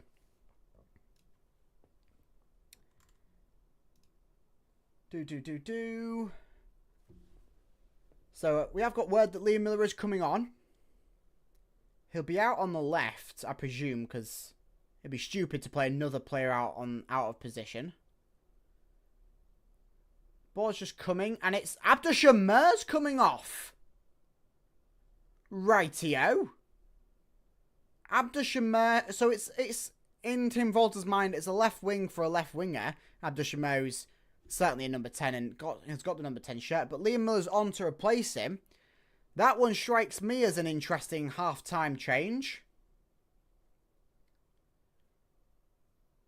We always saying that Liam Miller certainly needs to come on to really provide something, but for Abdushamir to be the man coming off in his place, do I understand that? Not fully. But I'm not Tim Volter. So, okay. Let's see what Hull City do. Hull City will be kicking us underway in this second half, with Casey Palmer stood over the ball. Very high defensive line, which will be looking to kick attackingly on for City in this second half. So, things are underway at the Bet365 Stadium. 45 minutes to play. Hull City are trailing 1-0, and the kickoff really doesn't do too much, as Hull City just hold the ball in their defensive line and don't really look to charge forwards as Stoke did with their kickoff, where they nearly scored in the opening 30 seconds, which has been a little bit of a factor that we've seen too many times this season for City, where teams have nearly scored from kickoff. But a ball up towards, I think that was Liam Miller on the right-hand side, or it might be Marvin Mahelm. Marvin Mahelm, who's somehow by a stroke of luck, I don't know whether it's because both him and the manager are German or what have you, or if Tim Volter's seeing something that everyone else is not seeing, but he stays on the pitch, certainly for the time being. Liam Miller, with his first touches of this half, finds Casey Palmer. Casey Palmer gets the ball stuck beneath his feet and gives away a throw-in, for Stoke City on the far touchline. Camera pans to the travelling fans as I say good on you to all the fans that have travelled, but yeah, I can understand why there hasn't been as many seats filled as possible, because, I mean, who wants to pay money and travel all that way to go and see this team play and this team lose? Certainly not I. So City are looking to try and shape something through this right-hand side. Casey Palmer is now on the right, working across the right-hand side. He goes in a little bit of a tussle with Gibson. Gibson falls down to the floor, but not after shepherding the ball out for a Stoke City goal kick. Hopefully Casey Palmer can help produce something. I've been very impressed with him for his full debut for Hull City. It's the most minutes he's played in a City shirt so far. Full 45 already. Another 45 to go. Whether he can play the full 90 will remain to see. Presume that depends on what the case of the score is and what the case is on his fitness is. And how vital he is to the next 43 minutes for City. As a ball up finds the head of a Stoke man. And Stoke work well on the counter here. It finds Tom Cannon. It's a bit of a heavy ball for him to chase down, but he gets to it. Man on man with Alfie Jones, and he goes whoosh. He goes and just tries to take out some of the Stoke City fans instead of going for the back of the net. As his curling effort, I presume, came far off his foot wrong and was high and wide. And wide indeed. Not just high and wide, but high and wide. So, Hull City have the ball here, working up from the goal kick from City. Liam Miller just shepherds it back towards Sean McLaughlin and Alfie Jones. Jones over to Louis Carl. Louis Carl with Bay pressuring down on him. He'll just go back to Jones for the safe route there. Towards McLaughlin. McLaughlin to Cody Drammer. Drammer in towards McLaughlin. McLaughlin to Casey Palmer. Palmer back to McLaughlin, who's charging upfield. Instead, he just plays a cheeky ball to Zambrano. Scoops one round Bay towards Louis Carl. Louis Carl into the box to try and find Liam Miller. Liam Miller changes it down, shoots, and it's just straight at Johannesson for the easy one. And it was offside anyway, so it wouldn't have counted, even if Liam Miller did manage to convert there. It's a bit of a tight one, I must say, for the referee, but good eyes on him. I think that Liam Miller was just off after the Louis Carl cross was pulled down by Liam Miller, and his shot was an easy enough save, even if it wouldn't have counted. So Stoke City get underway with a long field ball, try and find Tom Cannon up top for them. Instead, Oscar Zambrano finds it at his feet. Marvin Mahelm trying to work something back after being dispossessed, but doesn't do it quite to the fashion that anyone would like. And Louis Coyle quick to take the throw in here for City on the near hand touchline. Sean McLaughlin with the ball, though, will send it up towards Liam Miller. Miller, our Canadian boy, sends it back to Cody Drammer. Drammer feeds one through towards Liam Miller. Liam Miller out on the left-hand side, curls one in. Oh, and that one was not meeting anyone, was it? And Liam Miller is frustrated with that one. 4 minutes in, and we've already had the Liam Miller swear on the football pitch. That shows positive signs, doesn't it? As his curling cross off his left foot, that wasn't meeting anyone. I thought for a second whether it was a really weirdly shaped shot, but it wasn't. It was a cross. Just very, very poor at that. And Liam Miller very frustrated with himself there, which he certainly needs to be having a stroke of luck. Otherwise, I can only see him getting inside of his own head even more as he's frustrated every game, it seems. Ivo Panda quickly claims the heavy through ball from Stoke City with Louis Coyle to charge up the right-hand side. He'll instead go infield towards Alfie Jones.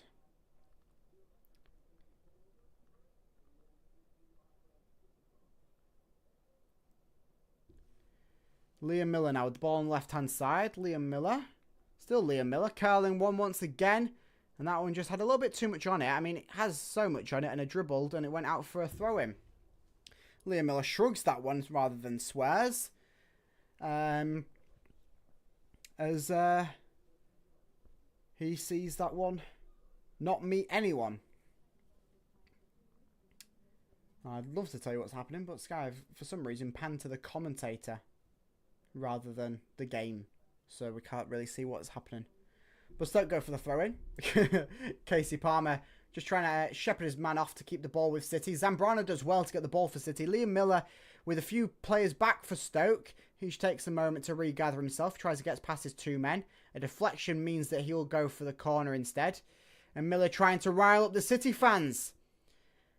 Miller's aggression seems to be a driving force in this second half.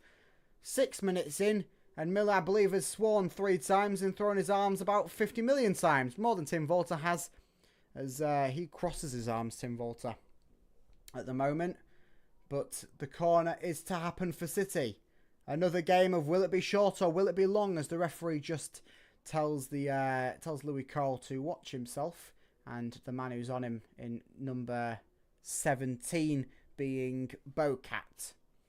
So Louis Cole now just with Bocat arms wrapped around him. Louis Cole looks fed up. I mean, if he was playing the game of short or long, the answer was short, as City, another very, very, very, very, very poor short corner. But Casey Palmer loops one in, and that one is not finding the head of Alfie Jones, who's running onto it, or finding the back of the net. So a unlucky one there from Casey Palmer, as Stoke City are looking to try and evaluate the change that Liam Miller has brought to City. I mean, he hasn't brought too much, as we haven't conceded a goal, but yeah, Coxey, it seems that no one can cross the ball. Yikes indeed. It's fair to say our attacking football was better under Rosinia, but the end product just wasn't good. Certainly. The attacking football seemed better. We just didn't have a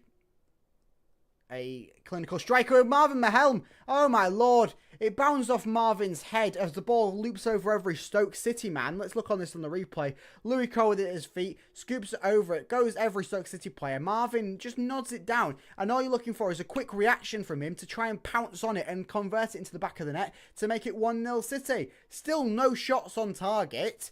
One shot on target, and that being that very, very poor effort from Liam Miller, if that did count as a shot on target. No, it wouldn't have been because it was offside. So still no shots on target. And Marvin Mahelm does that. Doesn't want to play football. Doesn't want to score for City. That is very, very, very, very, very poor from Marvin Mahelm. 3 crosses in 5 minutes met on the end. And nothing met on the end. And then that, yeah.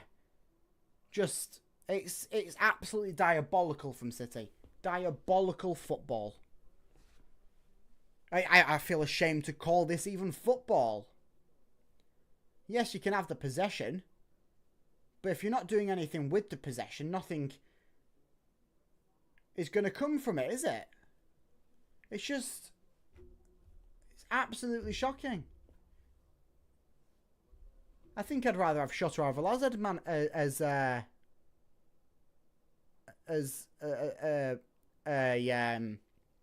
striker at the moment.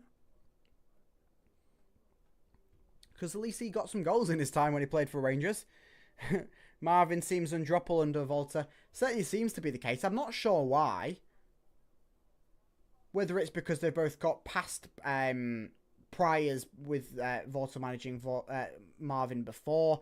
Whether they're both German and they find some sort of common factor in that. Or whether it is that Tim Volta thinks that Marvin's the best for that position. But myself and many, I think 95% of Hull City fans would disagree with that case there.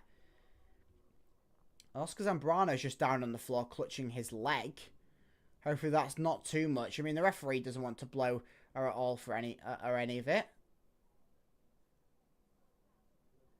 And Stoke City don't really want to get the pass out. The referee does finally blow as Oscar Zambrano's down, covering his face, and he seems in agony with possibly his hamstring. As the referee, who just looks like a prick, calls the medical staff on from City. Zambrano, covering his face there, seems to be in quite a bit of agony.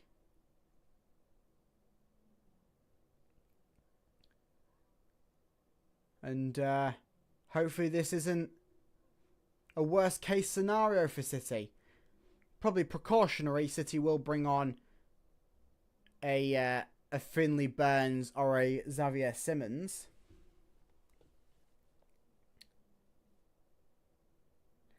Could be setting a record with the amount of crosses, certainly. Sums up our season. I think you're losing, mate. I think we are. I think we've been losing every game that we have. The one game that we haven't been losing at any point in the season was a 0-0 draw at home to Millwall. For obvious reasons. But, yeah. As Stoke look ready to make their first change of the evening. And City will do the same, make their second one, I apologise. With Xavier Simmons stripped and ready, and he'll probably come on. Along with Regan Slater. One of them will be in replacement for Oscar Zambrano, I presume. And the other one in replacement for, hopefully, Marvin Mahelm. Although I maybe would have liked to seen a bit more of an attacking player. Maybe I mean, yeah, who are you going to really put on? Kamara maybe on for Marvin. But Zambrano's timidly, I think he may have done his hip rather than his hamstring. Unless it was a combination of the both or either. But he's walking shepherdly to the touchline with the medical staff there. Holding his hip. And it seems that he'll be replaced for Xavier Simmons. So Simmons on for Oscar Zambrano, who hopefully hasn't picked up a huge injury there. And Slater, we'll find out who he's coming on for in a second. But there, the confirmation. Zambrano off for Xavier Simmons. And Slater, he's coming on for... Hopefully number 8, I want to see from the board. Yes, it is. Number 8, Marvin Mahelm, he's off. He's off. So Marvin Mahelmi's finally off the pitch. And Regan Slater's on in his place. Hopefully Regan Slater can bring the passion and the energy that he brought in the final few moments in the Sheffield United game last Friday. And hopefully Hull City can benefit from it. Looks like he's done his knee. Yes, I'll wait for the official word from after the match because he was clutching a few different parts. He was clutching his hamstring, his knee, and also his hip at parts whilst down on the floor and coming off. So we'll wait and see what the official word is on that one from Tim Volter. Hopefully it is not a worst case scenario though for the young Colombian. I'm a Stoke fan, but good luck. Yeah, we need all the luck, don't we? Marvin dropped. Wow, it's certainly a big wow. As Stoke have the ball with Johannesson passed across their defensive line. City trying to put a bit of pressure on. Maybe look like something's just blowing a little bit more wind in their sails. Whether that is the substitution changes or that maybe just a little bit of stoppage in play, allowing them to maybe regather their thoughts. But I say that very quick wind in their sails has quickly diminuted with Stoke having the ball. I mean, Liam Miller, sorry. What a fantastic, aggressive run from him. Ran from left to right to try and get the ball back for City. And I've been very, very impressed with him in the second half. Just hopefully if his stuff can mean something. But from what he's been doing off the ball, I've been very, very impressed. As Stoke City are making their first change of the evening. And an interesting one. It's Lewis Kumas who's coming off for Tezgel. So Kumas, the man who I believe has been their best player in this game, he's off and Tezgel's on. Kumas, who's in that first half, was giving Cody Drammer a nightmare for the entire 45 minutes. Good, let's see something, Hull, please. At least Miller wants to win the damn game. He's trying, certainly. Liam Miller is fed up of losing. And I can see why. I don't see why the rest of the players aren't fed up of losing. Or if they are, they aren't showing it. So Louis Coyle has the ball now. To Xavier Simmons. Simmons to McLaughlin. McLaughlin to Liam Palmer. Not Liam Palmer, Liam Miller. I've combined two players' names there. But Louis Coyle has the ball at the end of it. Balumi, who he hasn't really done too much in the second half. It's all been Liam Miller and over on the left-hand side rather than Balumi on the right-hand side. So Regan Slater has one of his first touches of the game. He then passes it infield towards Simmons, to Coyle, back to Balumi. Balumi, rather than going forwards with the ball, plays it back towards Louis Coyle. Coyle with the crossfield ball to try and find Cody Drammer, who's in space. Drammer gets the ball eventually, stumbles about, so Simmons then plays the ball to Liam Miller. Liam Miller crossing one in to try and find Bedier's head. It finds Bedier's head eventually. Bedier just can't do anything with it, and then Balumi's fouled. It's a penalty! It's a penalty for Hull City! Oh, Balumi's won the penalty for Hull City. Stoke City had the ball. It was bounding away, and it looked like Balumi was going to get to it before Stoke City's man hacked him down. And the referee's just going over to the linesman, whether it was the linesman who said he's saying no or whatever. But the referee's just getting the Stoke players away, so it must be a penalty, and it is. Casey Palmer's grabbing the ball for the penalty. So Casey Palmer hopefully opening up his account for City. I mean, you got to ask, what is Bedier doing there? It's an awful header from him. I mean, his shirt is getting pulled, but he's far too near the goal. His header's back, and Hull City are fortunate, really, to get this penalty. And if whoever it will be, it seems to be Palmer, if he can convert, that'll be 2 penalty goals for City out of the 3 that they've scored in the Championship this season. And it looks like Gibson, the captain for Stoke, finally goes into the referee's book with the yellow card. I mean, he is very, very lucky to be on. And he's just pushing Regan Slater for no necessary reason. The referee comes over to tell Gibson to stop. I don't like the referee, but I'm starting to hate Gibson even more. I want to put his face on a dartboard and start throwing darts at his nose. But it's Casey Palmer here for the penalty for Hull City. Can it be a moment of delight in the 62nd, 63rd minute for City?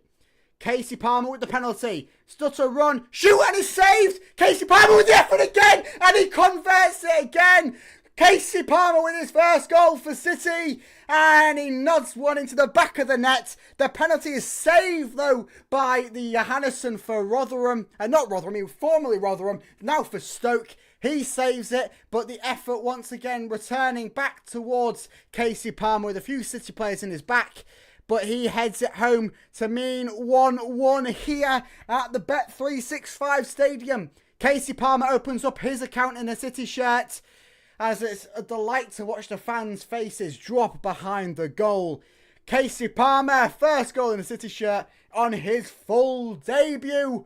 I'm loving Casey Palmer in the black and amber. Fantastic stuff, that. So it means, are we going to get something, luckily, in this game?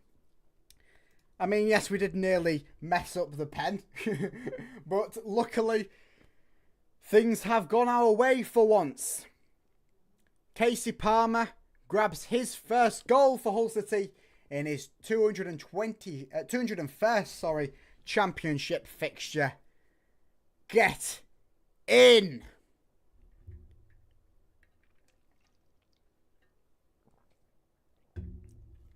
Liam Miller now. Can Hull City do something to try and get the win?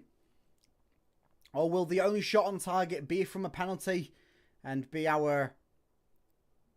2/3 of our goals this season come from penalties? Oh, a lovely play from City here. Balumi chasing it down on the right-hand side. He has loads of space as he tries to get past his man. He cuts it back. The man slides down. It goes into the area. Doesn't find Bedia's feet, but Louis Carroll coming at it again. Louis Carroll just stumbles down after getting a little kick at the heels by Bay.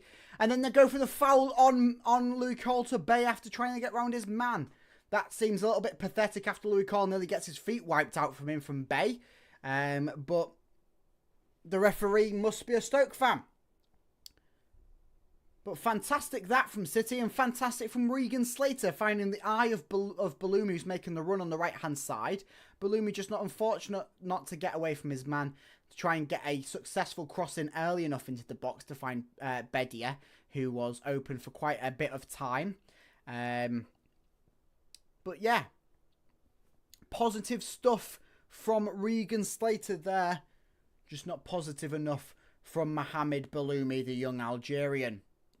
As Stoke have the ball now, they're charging forwards.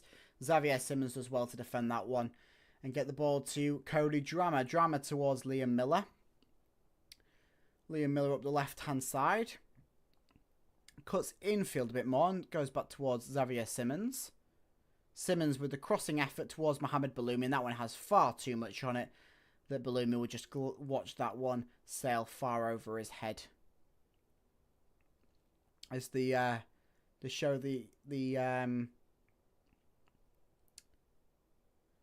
foul once again for the penalty. I'm not sure if they've got something wrong with it, but it's a penalty.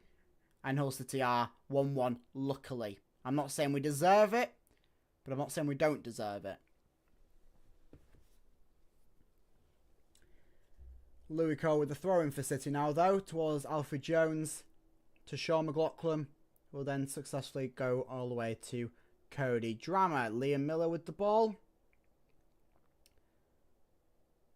Back towards McLaughlin. Why has Balumi not played Palmer on first time? That's poor by Balumi. Certainly is poor by Balumi. He just negates the fantastic work done by Regan Slater to find him out. To then not play the quick ball. That is something. We haven't had any urgency in any attack this season. Which is one of the whys why we've always neglected to get successful crossing.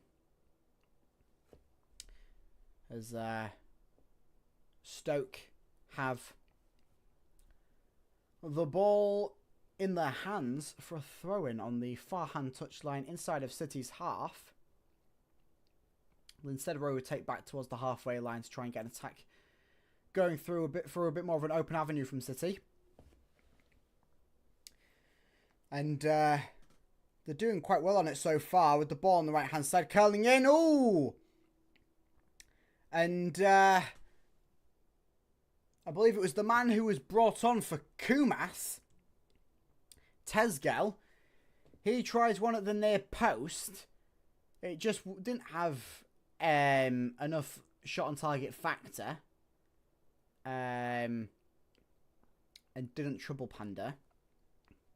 Go for a goal kick. And they're showing the highlight again for the foul. For the penalty. But I don't know why.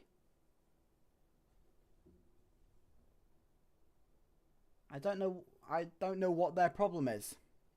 I agree. Palmer has been open so many times in this game, and he's in this game. He's in open space. Frustrating, isn't it?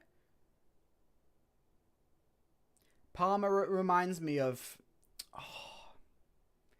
who was it? Was it last season or season beforehand? The player who was in open space all the time and just wasn't getting the ball to him. Was it? It may have been Carvalho at some stretches during last season, during the times where we were struggling to grab wins around January time, where Carvalho was in so much space and he just didn't get the ball or whatever. Reminds me of that. We've still not scored a goal in open play under Volta. We have. The Louis Coyle one was in open play. Away to Plymouth, second game of the season. Although, all of the goals, I would say, have come under luck. 2 penalties and one very, very lucky shot by our right back. Johannesson chops one away, and he's fortunate not to have Hull City pounce on that one. But Stoke, since the Hull City goal, are seeming a bit more comfortable in possession, whether that's them trying to react and trying to get the win out of this one, or Hull City just taking a step back thinking, we've got a goal now, we just need to draw. No, we need to win. Oh, true, my bad. No worries, Cox. It's very forgettable. I mean, we have scored 3 goals this season, 2 from penalties. Evening all, evening Grich. Hopefully you're having a lovely Friday. Hopefully the score is making Friday a little bit better. Hopefully Hull City can make it even more better by grabbing 1 goal in these final 20 minutes here at the Bet365 Stadium. It's 7 minutes gone as Panda snuffs out that cross. 1-1 is the score. And both goals in this game theoretically coming from set pieces. Casey Palmer just struggling to get past his man there to get the ball back in City's possession. Bellumi does the exact same thing under Bay, although Bellumi's effort's a little bit more lacklustre than Casey Palmer's. And I must say, Palmer is making a very, very good shout to have be one of the first names down on the team sheet for next Saturday's home fixture against Cardiff City. As he's certainly been my man of the match this game so far for City. We'll have to wait until the game's concluded. And you'll have to see my post-match reactions on the channel later on to see what my thoughts are player ratings-wise. But the game still has 19 minutes to go, and still things can change, tides can turn for City and both Stoke City. Would like to see Bellumi come off? Yeah, possibly. If Bellumi comes off, maybe try and get Steve Altset out there and give him a run. And or get Kamara on there.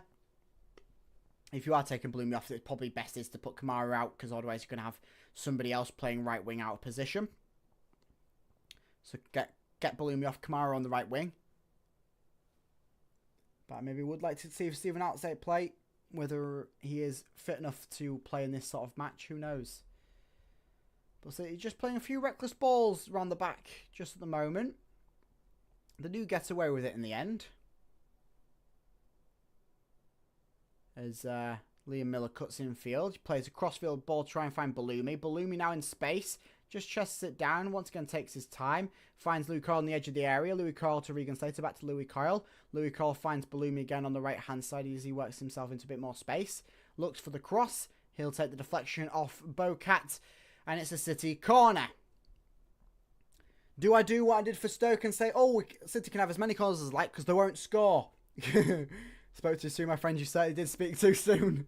But I wouldn't threat too much. I'm pretty sure that we can hand you the win in this one.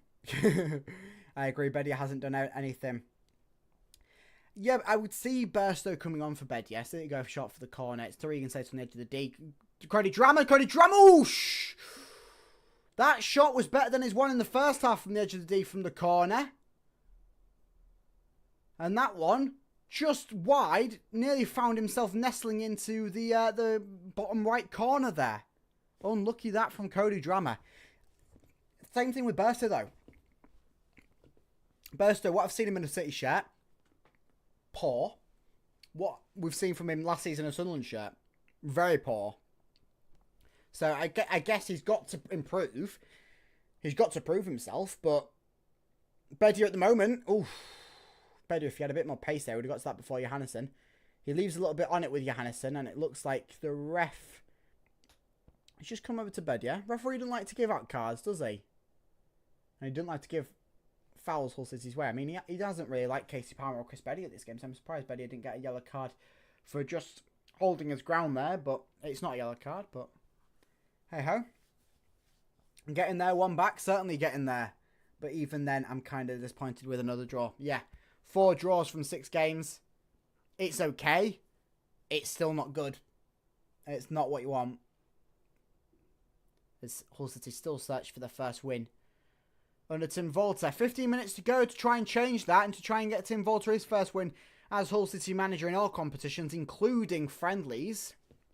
As Johannesson just receives a bit of treatment down on the floor, whether he's just trying to slow things down for Stoke. I keep wanting to say Rotherham. I keep on thinking he's a Rotherham player. You know what we need? That striker I'd hyped up about, but never happened. Certainly do need a very, very good striker. Is Liam Delap doing anything? Ipswich just loan him to us. Yeah, I understand that he's your starting striker, but just send him our way. Just send him our way. So yeah. Oh, an unfortunate Sky Sports camera pan to, I presume, the owner's box, but there's a woman sat behind the man they was focusing on who was just picking a nose. Bit of an unfortunate time in that. Johannesson seems to have a bit of problems with his right shoulder. But he then gets pulled up by his right arm, which is connected to his right shoulder. So, unsure about that one. It seems like Johannesson will be staying in the game at the moment from what I can see. So he just takes a very, very long sip of water to try and slow things down and make sure that City don't gain anything more than their draw that they have at the moment. As the keeper, who was on the bench for Stoke, just gone to go and sit down. So it seems like Johannesson will stay on. He's just taking a breather. He's just holding that shoulder. So I don't know if there's a problem with the shoulder, whether Hull City can benefit from that, or whether he is just truly time wasting, and this is just an elaborate ploy to try and get in Hull City's heads. But if I was Hull City, I'd be certainly trying to attack the right-hand side of Johannesson. He's clutching that right-hand shoulder a few times. Liam Miller with the ball. Luckily there, he picks it up. Charging forwards, gets past one man, plays it over towards Regan Slater. Slater, he loves to score in this oh my God! As I was just about to say, Regan Slater loves to score in the Bet365 Stadium. He does so, and it's 2-1 Hull City. Regan Slater, he finds the camera, he stares it down. That's 50 grand, Regan Slater. He had a slow start to the season, but things are picking up for the Sheffield-born midfielder. And he powers one into the top right-hand corner of the Stoke City net. Luckily picked up by Liam Miller from a misguided pass from Stoke. He passes it to Regan Slater. Slater shoots in onto his right foot and then just sends one powering into the top right-hand corner. Johannesson, we didn't even want to trouble his bad side from that foul. Instead, we wanted to just send one into the back of the net through the courtesy of a 50 grand man. Fantastic stuff. And City, although it doesn't fully feel like it, are winning this game. Hull City are leading for the first time in this championship season. Hull City are leading for the first time under Tim Volter. Fantastic stuff. Fantastic stuff. Get in. Best 50k we ever spent. Certainly indeed. Let's go. Get in. That starts with Miller, who wants to win. That extra effort today, baby. Certainly, and it could be another one here. Ooh, just as I was reading the comments, Slater picks up a loose ball inside of the Stoke City penalty area. Just struggles to find Bedia at the end of it before Johannesson comes out and quickly grabs it. But certainly, Miller, Palmer and Slater have been 3 fantastic players in this game. All 3 proving that they want to change the tides for City and their season. Are we generally going to win a football match under Tim Volta? Hopefully we keep the result as it is. Hopefully so. Yay indeed. Zenith of Hull Transportation Hub.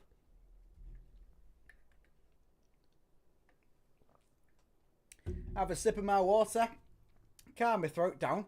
Because Hull City are winning 2-1 with 12 minutes to go. Let me just say that again. Hull City are winning. Hull City are winning. Look below me. You've seen something that you don't think you would have seen this season. Hull City 1. Hull City 2. Stoke 1.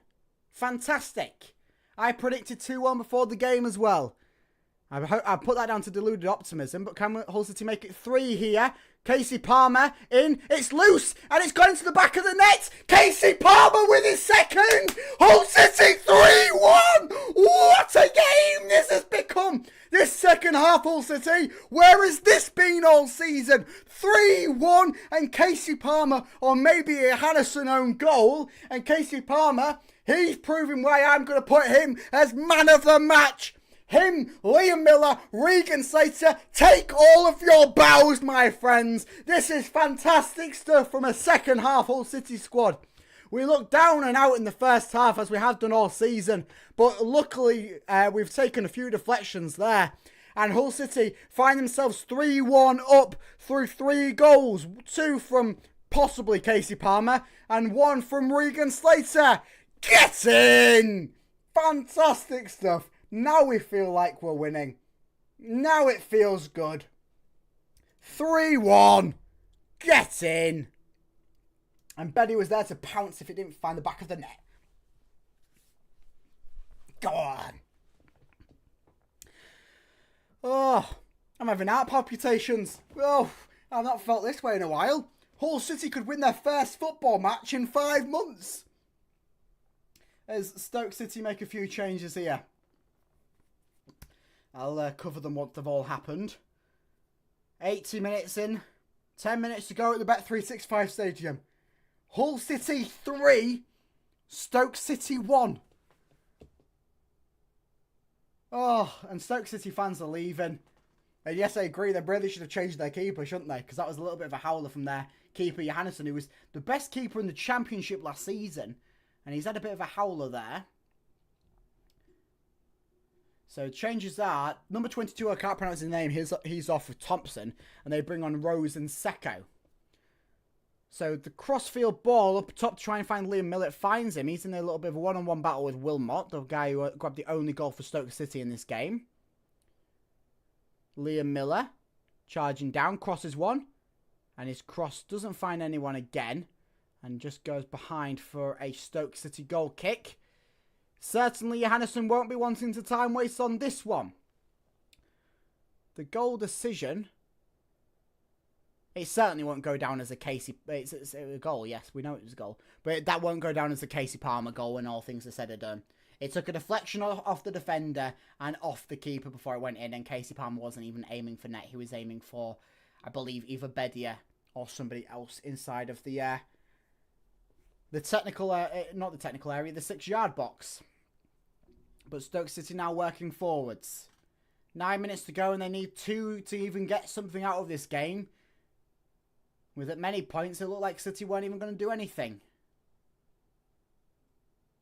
And what a beautiful note to end this sour game it has been for City on. This post-match reaction is going to be a fun, tasty one, isn't it? We should have signed Johannesson instead of Rushworth. Don't write off Rushworth yet. Should have signed Johannesson maybe over Racciopi. Possibly. But Rushworth is on a loan deal. Johannesson used to be so good. Yeah, he certainly was. Last season he was best keeper in the Championship, wasn't he? And he's done alright so far. But he's just had a few stinkers against a stinky Hull City team. Stoke will be biting their nose out. Oh, indeed. And Finley Burns is coming on to shore up the defence for City. Did we think that Hull City would be looking to make defensive changes in this game? Nails, not names, I know, yes. And Casey Palmer, he's coming off. And he claps the away fans. I'll clap to you, my friend. Casey Palmer, he's coming off to be replaced by Finley Burns in a more defensive change for City. Fantastic, fantastic stuff for Casey Palmer. You can't get rid of the smile off my face, Casey Palmer. That is how you do a full debut. Possible 2 goals. We're waiting to see on the second decision. A real man of change and man of moments in that entire game. I was going to say the first half, but in the second half as well. This second half, Hull City squad has been lucky, but I've got the know-how and the go-how, if that makes sense. Liam Miller just down clutching his foot as Hull City have a free kick here. Certainly the 3 goals, they've all had a little bit of luck involved. But as I've said, if you don't buy a ticket, you don't win the raffle. There is luck involved in scoring goals. I said this in a video a few games ago. I believe it was after the Millwall game. Can we win our first game of the season? We can win our first game of the season. We're winning 3-1. We've got 6 minutes to hold on. But yeah, a bit of luck goes Hull City's way. And things have turned around massively. We're winning 3-1. In this game, we've scored more goals than we have done in the rest of the championship season. We scored 2 goals before this game. 3 within 1 game.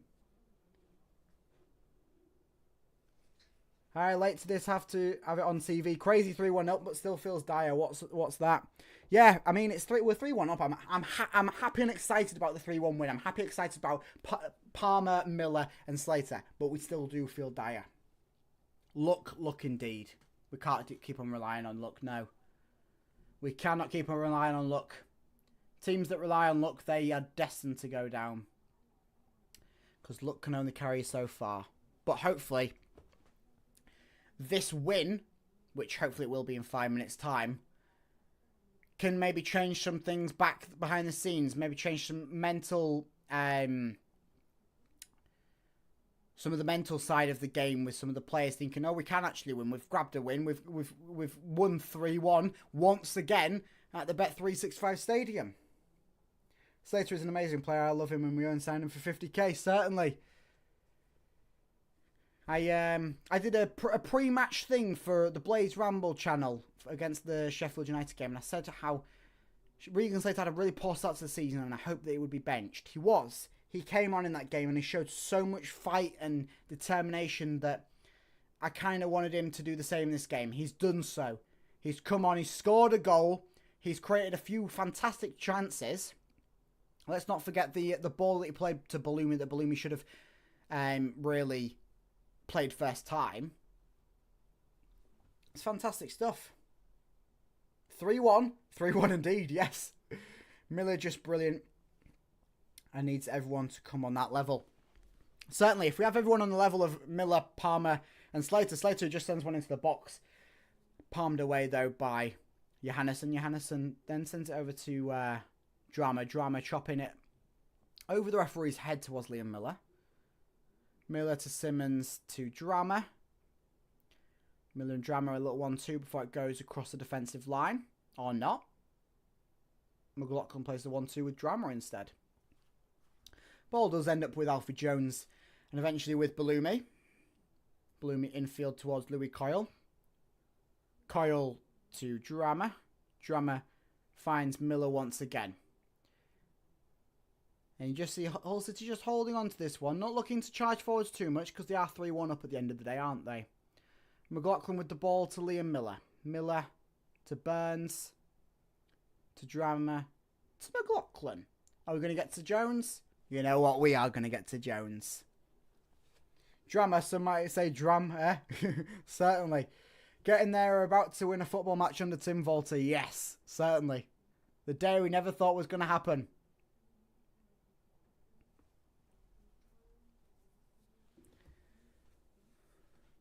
Volta's first win in dramatic fashion. Wow, wow, wow. As Stoke, they're really trying everything, aren't they, now? But it's too little too late. As Hull City, once they get the lead, they can hold on to it, it seems. So it's just about scoring. Bedia's charging forward, but that one is far too much for him to get onto it.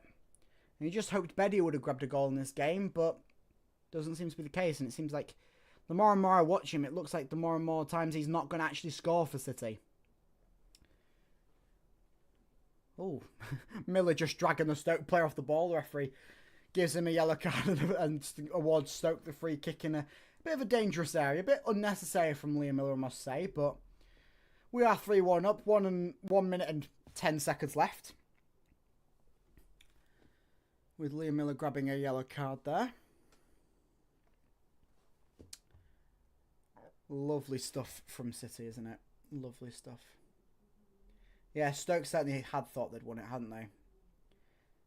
Bedia went to bed. Yeah, it's really unfortunate because Bedia's going to start every game. You maybe could make an argument saying give Burstow a chance next game, which I would be all for because it's against Cardiff City, who are currently rock bottom of the league with 1 draw, being their only point this season. But, yeah. Certainly not seeing the best from Bedia. Do. Stoke City with the free kick. And that one is just high and wide from, what's his name? Manhoff. I'll go for Manhoff. Who, to be fair, was having a brilliant first half for Stoke. And I must say, a lot of Stoke's downfall really came from when they subbed off the man who I said has been the man in the match for them.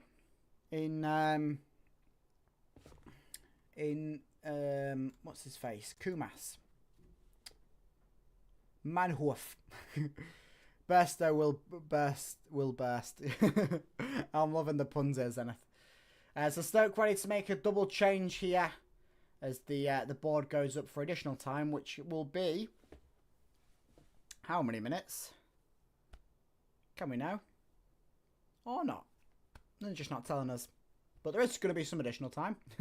9 minutes! I guess there has been a few injuries and a few goals. 9 minutes? I don't know where that's been pulled from. I mean, Johannesson was down for quite a bit of time wasting, which should come and bite him back in the butt. But 9 minutes, that is enough time for Stoke to score 2, as they are in possession at the moment. But their fans don't think so, as they're making their way towards the exits, as a double change comes for Stoke.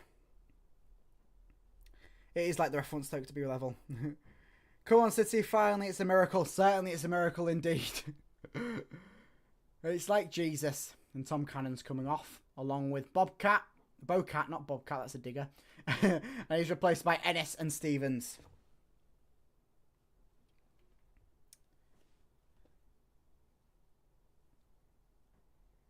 Oh, Lord.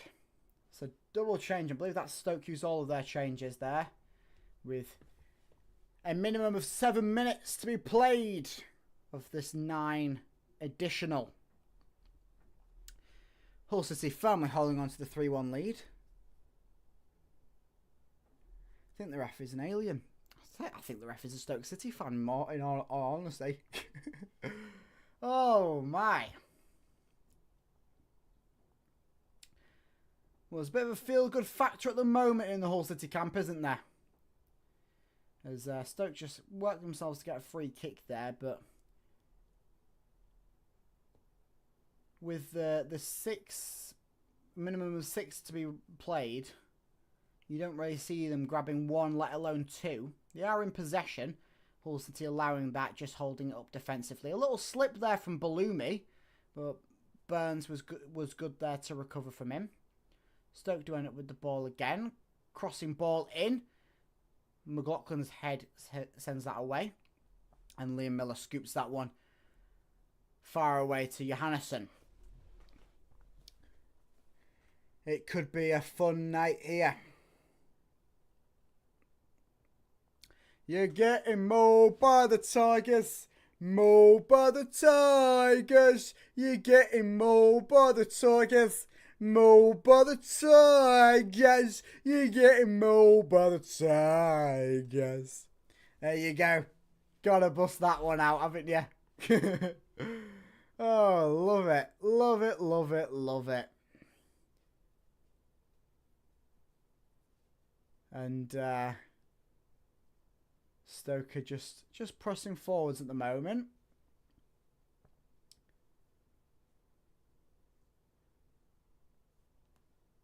Just looking to try and get something going from this, but Hull City have set up defensively quite nicely there. I must say, a defensive back line at the moment, sitting 3-1 up, seems quite nice. I don't know whether that's just because we have got the additions of Simmons and Burns as defensive parts, and everyone is back behind the ball to try and stop anything going in. And Stoke try something there. 2 efforts there. Possible 3rd effort for Stoke. Nothing from it, though. A cross who met no one. Then found someone after Hull City deflected it away. The 2 resulting shots from that, one was deflected and then the other one was wide.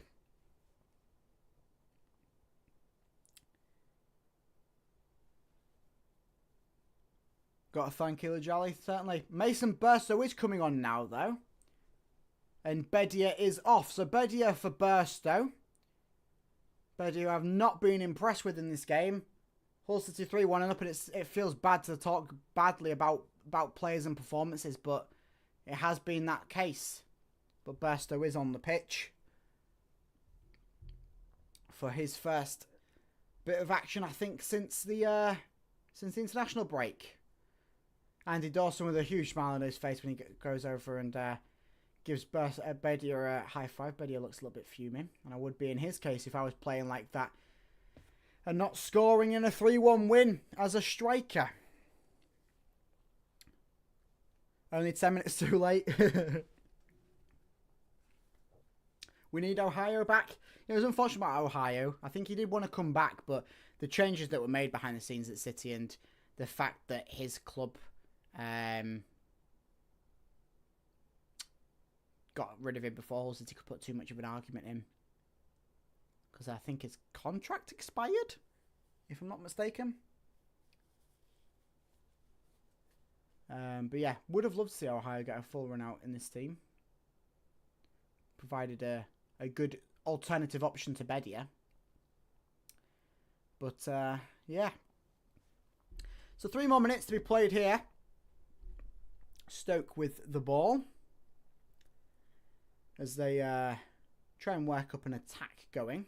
As they have been doing pretty much since Hull City converted the 3rd one. Let me just have a look at how many Hull City shots on target, because I presume it probably been 3. Yep, Hull City have had 3 shots on target. 3 goals. Just let that one settle in. Oh. Imagine Sharp now a Sharp edition. He certainly wouldn't be. It was absolutely shocking. Hull City's the only club that Billy Sharp hasn't scored at. And in his career. And he's now grabbing goals for delight over at Doncaster in League 2. So, I think he's found his level. So, yeah. But what a fantastic second half this is for City. Friday night football. A win on television. And yet another 3-1 win at the Bet365 Stadium. There's 2 minutes to go, but I'm almost as fair as certain saying about the 3-1 win. 50 minutes ago, it was 1-0 Stoke. I mean, 30 minutes ago, wasn't it? It was 1-0. It was 1-0 Stoke. Yeah. Well, 35 minutes ago, it was 1-0 Stoke. Wow. Off the relegation zone after this game, I presume. I presume it would be. Table. I mean, the table means absolutely nothing, but we are in 13th. See that? We go from 23rd to 13th.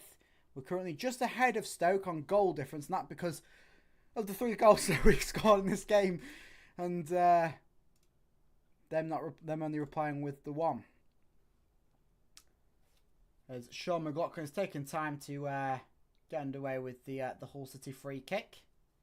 So he goes short and back towards Alfie Jones. Well, look at the live win probability right now. A 0.1% chance of Stoke winning.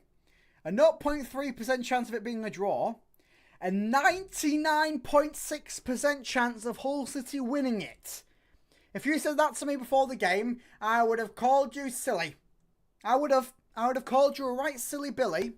But we are here. We are here with a 3-1 lead over Stoke City. Wow. Wow. Wow. Wow. Oh, Lord. Lord. It just shows you how quickly tides can turn in football as we come to the final few seconds here at the Bet365 Stadium. Just waiting for the referee to blow his whistle now as Stoke are in possession, looking to try and get something, but at this point, if they do manage to get anything, which they won't, it will be a consolation prize at the best, as that's the 99 minutes played. And with that ball there in City's possession, Regan Slater doing well to keep it in City's possession. And it's full time at the Bet365 Stadium. 3-1 Hull City win. Tim Volter's first win as Hull City manager. He's got a smile on his face. He hugs his entire staff that have helped him get to this point. And Tim Volter grabs his first win as Hull City manager. Hull City grabbed their first win since April in nearly 5 months. And we pounce up to 13th in the Championship table. Of course, it's far too early to look at table results and all that, but fantastic. It's fantastic, isn't it? Took him long enough, it certainly did. Wow. Love it. Absolutely love it. You see, it wasn't a good game from City. I'm not saying that. I'm not saying that Hull City had a good game. I'm not saying that Hull City deserved to win. I'm not saying that Hull City outclassed Stoke or whatever. But it's a 3-1 win. Luck went our way. And hopefully that is the kickstart to the Hull City season that we need. I said this before the game. We just need a kickstart. Hopefully it relieves pressure off the squad. I certainly agree. I think that's the biggest thing from this win. Not but the fact that it's Volter's first win. Not the fact that it's Hull City's first win since April. But it's the fact that it's going to relieve pressure off the squad. It's going to relieve the pressure off. We saw Miller when he came on it. First 30 seconds, he played a horrible cross. And he was on himself. He was... But that's going to relieve some pressure now. He's going to give himself a bit of slack. We're going to have a good training session this week. We go again 8 days' time. 7 days rest until the next game. At home to Cardiff City. I said this in my prediction video. If we win today, you give us a really good chance to win against Cardiff, who are bottom of the championship table at the moment. As we are live now with it being a Friday evening, then playing tomorrow, I believe. They sit without a win. 1 draw, 4 losses. So I will see you in about an hour's time when it uploads. My reaction video from Hull City 3, Stoke City 1. So make sure you stay tuned to the channel by liking and subscribing. Thank you very much to everyone who has tuned in throughout the stream and joined us, especially joined us for the 3 illustrious goals in the second half for City.